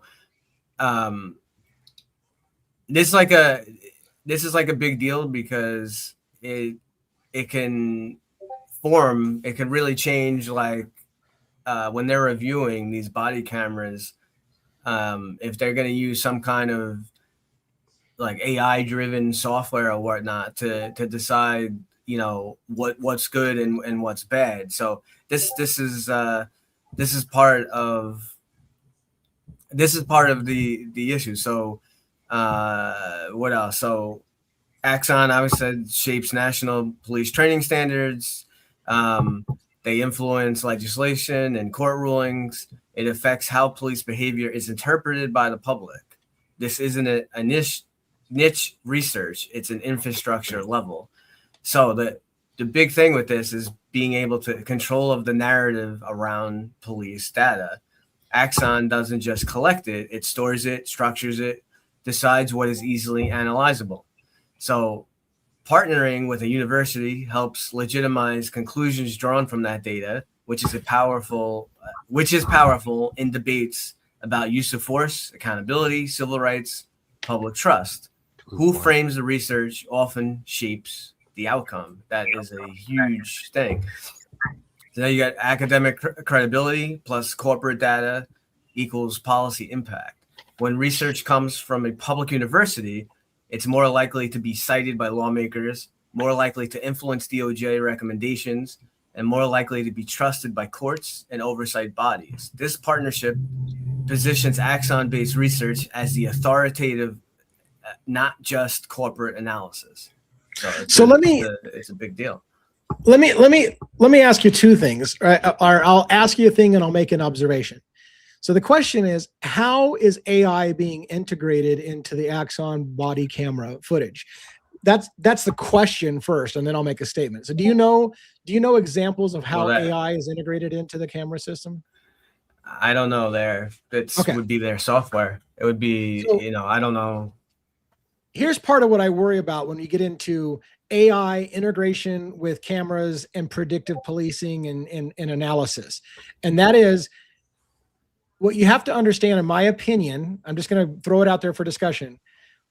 Human beings train the AI, right?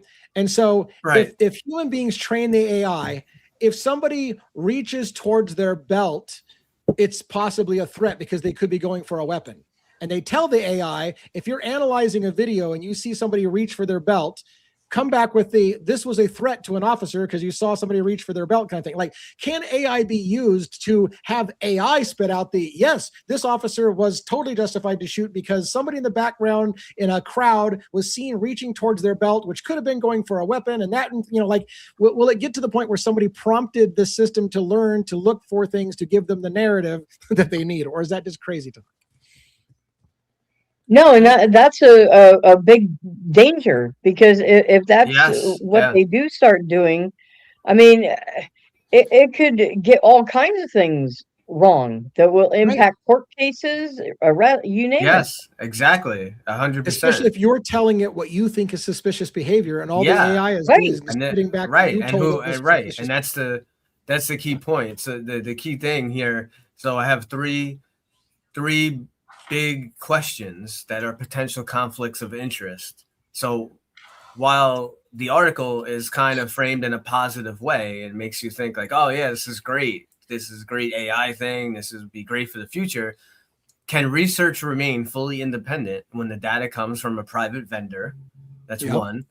Two, will unfavorable findings about policing practices or technology be published?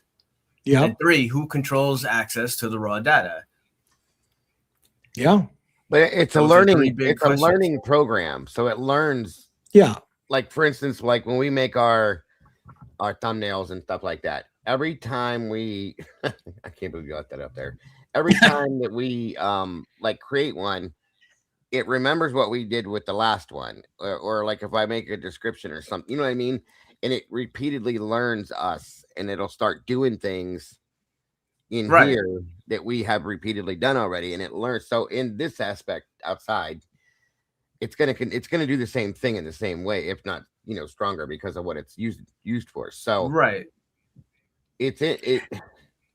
And by the way, like if it's used in a good, so like what I have here, if it's done like with anything that's technology or whatever, if it's used in a good way, if done transparently, which because we always get everything transparent, right? And independently, this research could improve de-escalation training, could identify patterns that reduce violent encounters, and could strengthen public trust through data-backed reform. So we got a gift. Thank you so much for the biscuits. $4.99. Sausage biscuit. Yeah. And thank you, Michelle, for the gifted. Sorry. If it's done poorly or selectively, it can reinforce institutional bias. It can justify existing practices without meaningful reform, and it can create science-backed cover for controversial policing methods. So what's Foxy saying? The main thing, the announcement isn't just about research; it's about who gets to define the truth about policing in the data era. So it's a big deal. And let me see if I can lay out an example of something that you might think is a good thing. Here's where we're really close, if not already have the capability of doing. Massive AI engines that watch social media and all of your interactions and your banking activity and whatever could do this. Well, we see that your wife just recently won custody over your kids in a custody battle. And on social media, you post to a friend on Tuesday, if that bitch gets my kids, I'll fucking kill her. And then yesterday, you went out to a handgun store and bought a handgun. Therefore, there's a 99% chance that you're going to go kill your wife. We're arresting you preemptively and putting you behind bars to stop a future crime. And now we're at Minority Report, which is that based on statistical analysis and AI learning, we have learned you're about to commit a crime. And we just stopped you before you did. And everybody would be like, how great, we stopped somebody. But like, was it what was happening? Or are we just going to train the model to look for suspicious behavior and then start predicting who's going to commit a crime? And will we ever get to a point, you think, where we're start arresting for people for things that they haven't done yet because statistically they're likely to do so? It's coming. Until it makes a mistake and somebody, just like the damn movie. Okay? I mean, nothing is perfect. It's coming. Nothing is perfect. I mean, think of our conversations that we have with our friends or family members about crime and the things we talk about or the things we look up and things like, I mean, we would be made to look like we're psychotic. Like we all have mental issues and that's what we want to do is go murder people. And it's a reality. I used to love Stephen King. And I used to buy books on writing. And when I wanted to write horror, I would buy and look up how long does it take for maggots to form on a body? How long does decomposition take? And then you would try to create a realistic story about how long somebody could stay in a freezer, for example, like, right? But if you don't know the context and you're like, well, yeah, in Lee's local area, a body just went missing, and he searched on the internet, how long does a person last in freezer, so therefore, and if you only tell people half the story, that maybe I was writing a book about how to do, and so, it's a slippery slope. Well, wait a minute. I think my biggest issue is what you just said, is that you used to love Stephen King. What do you mean you used to? I used to read fiction. I don't read fiction very much anymore. That's the problem. Yeah. Or they could be tracking you with GPS and like ask, why are you taking a drive around Gilgo Beach? Right? I mean, we do shit that's sketchy. And you and I on that drive, I joked on camera, so I've got a body in the trunk and we got to find a place to dump it. And it was just meant to be like a thought exercise, but you don't take that out of context and you'd be like, here's a video where he literally is telling my PD officer he's got a body in the trunk and they're going to go dump it. Exactly. And well, here's the thing. They should be able to look at who makes the statement, who has looked up what they've looked up, and be able to separate. But nowadays, I almost feel like it would be used in an opposition to break you down or take you down. You know what I mean? That's the scary part of it all. That's what bothers me. Right. Well, there's already, issues with court documents with AI, because AI is notorious for doing what's called hallucinating. And so, courts are starting to, say that you have to start revealing whether you use AI to create your court documents and so forth. Yes. So, well, yeah, I mean, I've had Ali Benevento, the criminal defense attorney, right? We've had Ali Benevento on, and she'll say, I can guarantee you that court document was written by AI, but it was presented by an actual lawyer. But lawyers will even use AI to have AI kind of get them the first draft. And why wouldn't you?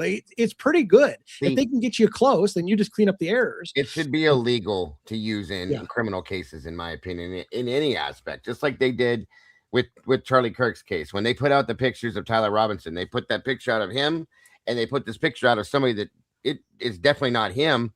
And people were confused about that. Like, which one is which? Who's the right one? Who's not? And we still, you know what I mean? So they shouldn't be able to use that in a criminal case whatsoever, in my opinion. Yeah, I agree. All right. We're kind of getting closer to the end of the night. What do you guys got? Any guys got any thoughts that you wished we would have talked about tonight's open season? Or do we have a question from the peanut gallery, or somebody wants to jump on stage? But I see Logan's brain smoking. I do have a question. It's about the Guthrie case. I'm just curious what your opinion is, or your guys' thoughts are on the letters, emails, the ransom stuff that's being sent to TMZ. Yeah. Do you have thoughts? You think they're legit? Well, do you think? What I'm asking you guys. If they're real? Yeah. Why TMZ? It doesn't. Yeah. The normal ransom, like a normal. Even if you're gonna take some. I mean, the fact that you're taking an 84-year-old woman is odd in itself. It's like such a low percentage. You normally don't take someone of that age. There's been no proof of life, no. To me, it's all the ransom. It's all about the business transaction. You want? I do have thoughts. What you want and get out. I do have thoughts about why TMZ, Logan, and so here's why I thought. TMZ is a media outlet that's more interested in getting the big scoop story than whether or not it's factual or not. They're kind of like a tabloid in a lot of ways. I think that's my perception of TMZ. Me so too. My reasoning for why TMZ is they figure TMZ will want to have the big story. If somebody like a quote unquote, if there is such a thing, legit news organization like a Fox or a CNN or whatever might not bite on the hey, if you give me $60,000 or give me 1 Bitcoin or whatever, I'll give you a tip or whatever. But TMZ might, because TMZ will run with, we're the only one who will talk about it. We got breaking news. No one else has it. So I would imagine, my guess would be the reason why the ransom would go to a TMZ is because they're hoping that the tabloid type group will be more likely to pay them than the FBI or a major news organization. So they're going to somebody who's known to want to just get the scoop, and they're willing to pay big money to get the scoop. And he would, like, the FBI would be all over him or all over them over at TMZ over that kind of stuff, I would imagine. So they would probably know good or bad. Yeah. Well, I would hope, you know what I mean? Why? What do you think with it, Logan? You think it's not real, or? I'm not sure. I feel like there's been several from several different directions, and it seems like none of them have really panned out to be anything. One is definitely fake because he got arrested. Is TMZ full of crap, knowing that they can encrypt emails and, do this stuff themselves and make it look like there's themselves? Right, just to create a story, knowing that, somebody with a lot of knowledge on it, knowing how to encrypt things and hide behind whatever. That would be some hellacious charges to come against them if it came out in the end, I would think. And that'd be federal. They knew how to do it to where they wouldn't get charged for it. They were just that intelligent with it, knew exactly what they were doing just to make a damn story. And this user's comment also is does the choice of TMZ tell you something about the age of the ransom person, right? Like the person holding the hostage. What if the reason they're going to TMZ is that's more their type of generation's news as opposed to the old stodgy channels? Like, does it tell you more about the the kidnapper than it does, anything. So they're all good questions. Yeah. Somebody just said that about Levin being an attorney before. And then, like I said, I know that at least they claimed on the TMZ channels that the FBI was fully involved in the situation. So I don't know. I mean, I'm not saying that's what I think. I'm just thinking outside the box, like different things, and nobody's brought that up yet. So I was just curious what people thought of that angle, maybe. But I mean, now we have a new letter that's basically saying, if you don't pay what we're asking, we're going to do some really horrible things to her, which we know what that probably would, lead to. And right. So they're in that sentence, they're trying to make it seem like she is still alive. Yep. And now they're kind of pushing the boundaries as far as what they're going to say to get attention and get this money to themselves. I don't know. But they also, this one he said today was from a completely different source. That is basically this fifth one is basically the way it reads. It's coming from the kidnapper.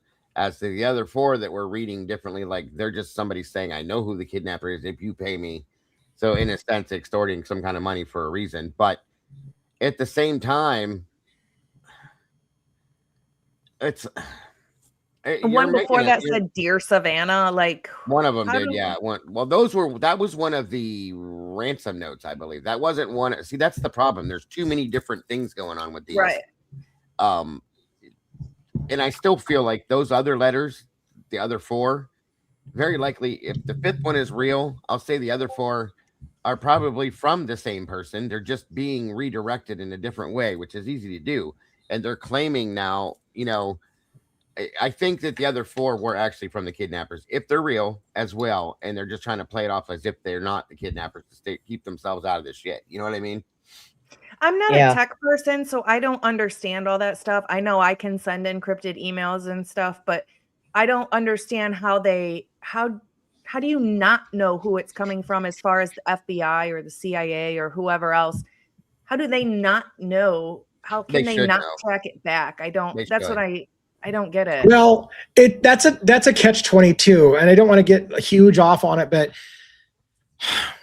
so that's a catch-22 thing. So Edward Snowden, who, turned kind of quote unquote against the US and told a bunch of their secrets, kind of indicated that you can hide things from the government. But here's another thing that's interesting. Did you know that in the United States, for example, it's illegal to have a certain level of encryption, like a certain bit encryption? It's illegal. And that number changes as technology changes.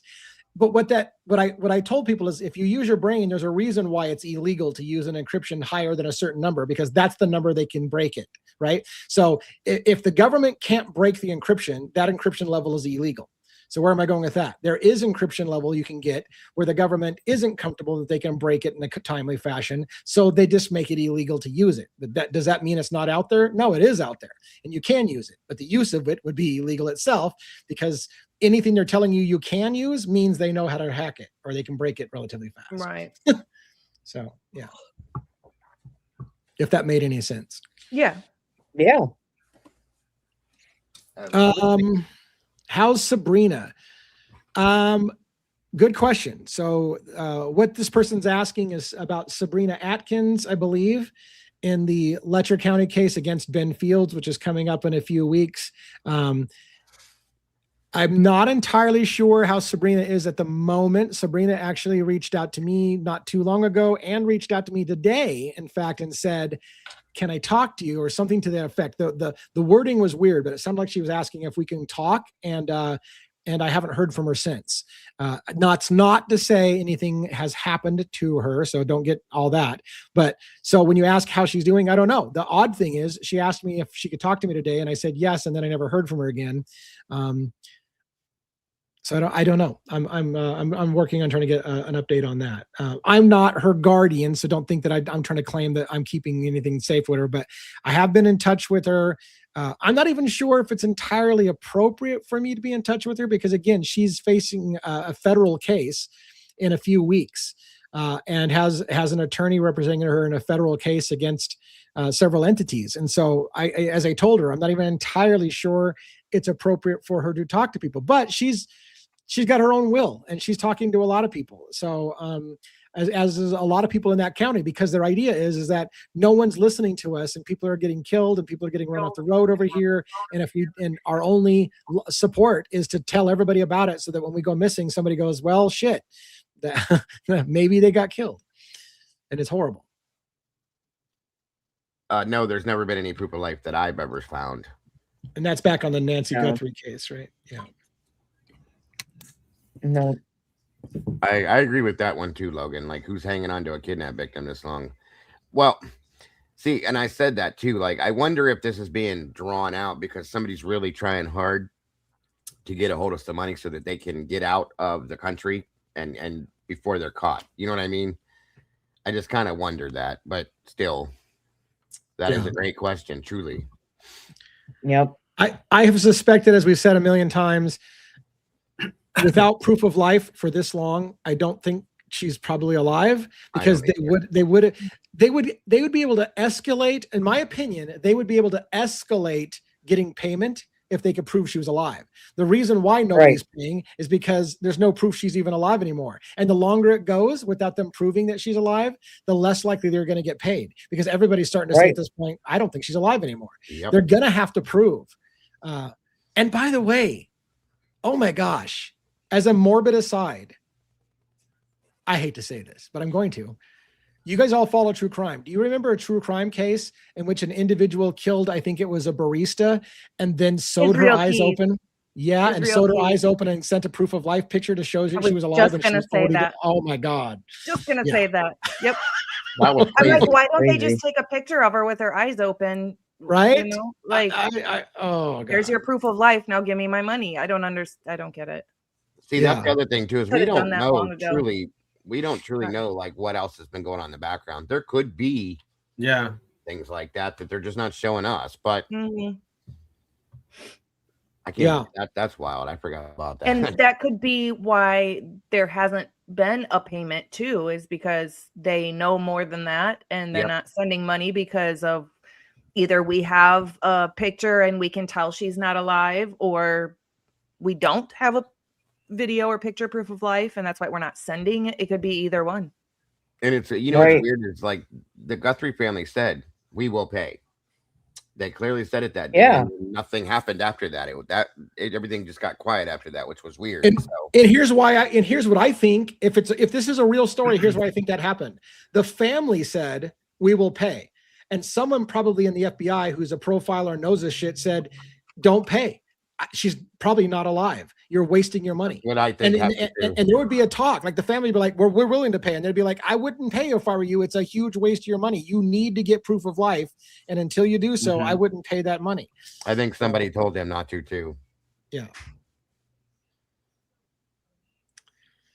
All right. Well, let's do a wrap up, guys. I saw JJ was in the chat. I would have invited him up, but if I invite him up, then we're going to be on for another hour. Not to say that he talks a lot, because that's not what I'm trying to say, but I'm just saying that I know that we'd be asking all his thoughts on things, and then we'd be here for forever. So I like that JJ showed up. I kind of want to bring him on stage to say goodnight, but then what if we get off on a squirrel chase and whatever? I don't know. So here's what I'm going to do. I want to play for you guys. I recommend, if you weren't here at the beginning and you didn't hear our new badass sizzle reel and song that was put together by Dago and Molly on graphics, and Robin and One putting all these different clips together, and it's got everybody on the team as part of our Crimes After Dark show. You need to stay for the sizzle reel. The sizzle reel. Should I do the sizzle reel before we say our goodnights, or say our goodnights and then roll us out? I'll do that. We're going to say the goodnights and then we'll roll us out with the sizzle reel. That way you guys can all go. All right. Let's go around the horn. Let's go Logan, Dago, One, Robin, and then myself, and then we'll roll the sizzle reel. All right, Logan, you're up. Thank you, everybody, for being here and always tuning in. Tonight was great conversation. I appreciate everybody, all the viewers, all the mods. The gifted and super chats, always appreciate you guys as well. Do something nice for yourself today. Be kind, but more importantly, be kind to your animals. And we will see you on my channel live tomorrow at 5:45, and then back here tomorrow night. Thanks, guys. Have a good night. And Yeah, and remember, if you get hit by a car outside of Logan's house and you're not four-legged, you're not going to get fucking help from her. So, yeah. All right. So, Dago, what do you got? Thank you guys again, all of you, for joining us. Thank you to all of these amazing moderators throughout everywhere. Thank you again to my producer, my videographer, all of my mods, all of the mods, just all of you guys. You guys are all amazing. Thank you all so very much. Thank you to all of you that are here to watch and listen to us all. That means everything to all of us. I can say that. And of course, thank you to the amazing people for having me here with them to have these conversations that are up here with me. Every one of them, I adore every one of you guys and every bit of what we do. And I'm looking forward to every time we do this. Every time, guys. I always look forward to the next time as soon as we end this time. So anyway, don't forget to love yourselves and love each other, folks. Don't change a thing. You guys are the beautiful people. And I will see you all very soon. Good night and God bless.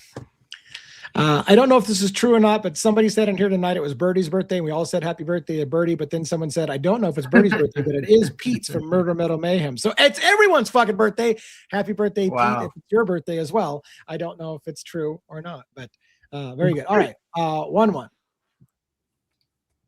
Right. Great show as always. Discussion, meatballs, denizens, turtles, Logan, Dago, Robin, Bossman. Good stuff. I love the live from earlier.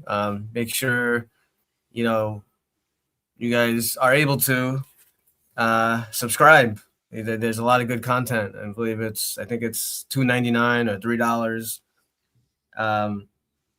We put out some great live stuff. So today Lee was going over a bunch of Kopaka documents and videos and stuff that he received. So that stuff, if that's the kind of thing that you like Lee looking at it, live, right firsthand. I mean, it's good stuff. Thanks to our amazing mods from all the channels. Penny, Essie, Amanda. Thanks to Amanda for making reference to the WSU partnership with the Axon. That was great info that you gave to me. So thank you. And I will end with a movie quote here. Hell yeah. So you guys ready? Yep. Dago should get a handicap. All right. He's muted, so maybe he has to take time to yeah. Oh shit! He's ready. His handicap is he's got to unmute He's himself. ready. He's ready. He's already ready to go. All right, go for it. Yeah. I don't want sex. Anyone can have sex. I want a relationship. I want romance.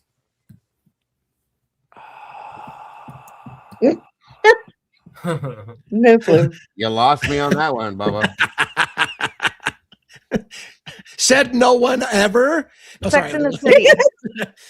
I don't know. What is that? Is it a movie or a show? It's an 80s movie. Yeah.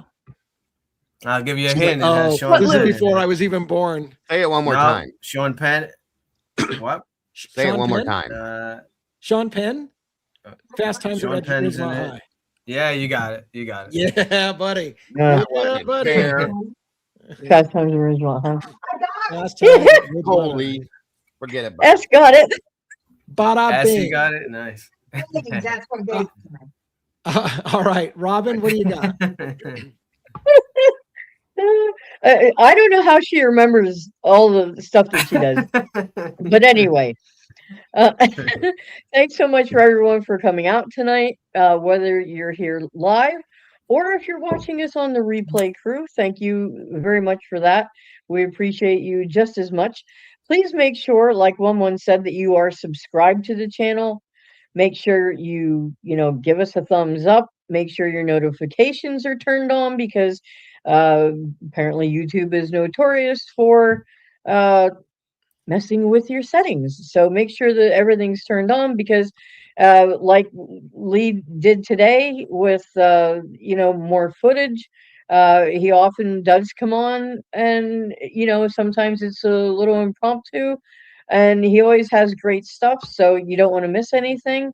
You know, and to all of my fellow panelists, you guys just absolutely rock, and I enjoy spending this time with you every night. And to all the mods and the meatballs and the believers and our denizens, we just we couldn't appreciate you anymore. So thank you to one and all. And if there's anyone out there who has a birthday today, happy birthday to you. Hope you have a wonderful birthday.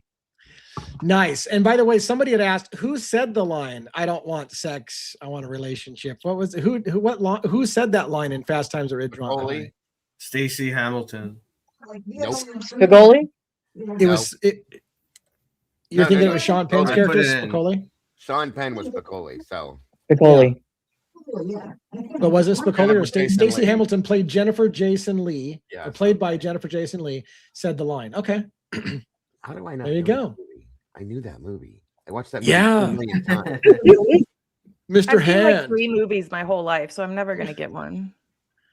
You're younger. Yep.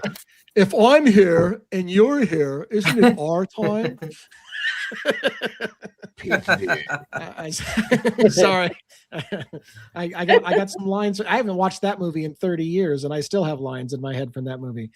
All right, everybody, we're going to play us out with the fantastic sizzle reel that we started with. Thanks for coming. I will probably, almost certainly, go live tomorrow for members only to do more Kopaka video breakdowns. We've got body-worn camera footage up the ass. We've got, okay, phrasing. We've got a lot of footage. We've got audio footage. We've got more documents to go through. So we'll probably do a couple, 2 or 3 hours of that tomorrow. And like Robin said, it's a bit impromptu. I wake up, I have a cup of coffee, and I'm like, fuck it, I'll go do it. So it's just, if you see me go live and you want to just kind of be part of it, and you can ask anything, by the way. I keep telling people it's an ask me anything session. You can ask me like the last time I had jock itch. I don't give a shit. Just ask me a question. We'll talk about it. Whatever the point would be. All right. Ditto. I won't be asking you that. have a great night. I'm going to remove everybody from stage and then play the scissor reel on the way out. Take it easy, everybody.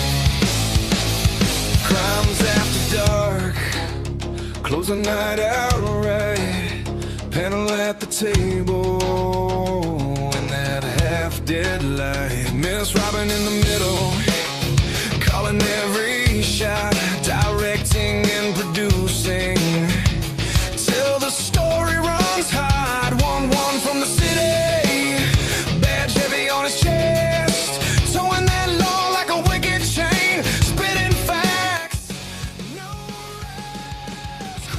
After dark, we close the night out right. Tear through the lies till the wrong sounds like a fight. All of the answers buried so deep out of sight. We watch the threads unravel. We watch the threads ignite.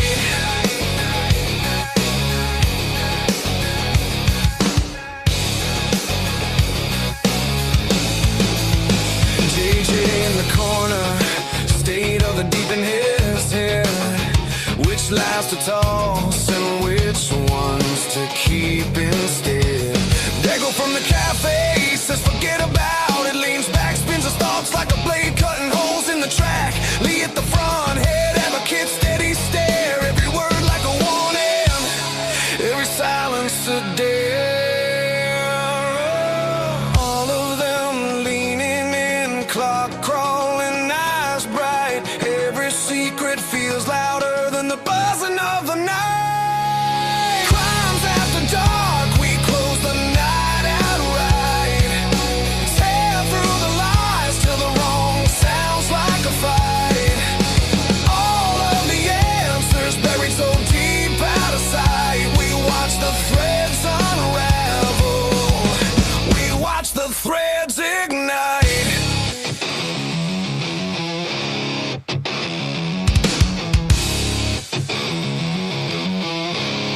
You can bury it in paper, you can lock it in a file, but the truth bleeds through, drip by drip, tile by tile.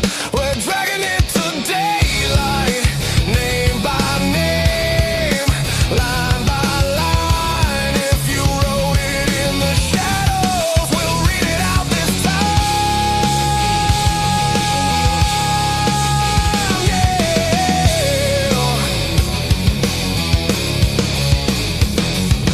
Crimes after dark, we close the night outright. Tear through the lies till the wrong sounds like a fight. All of the answers buried so deep out of sight. We watch the threads unravel. We watch the threads ignite.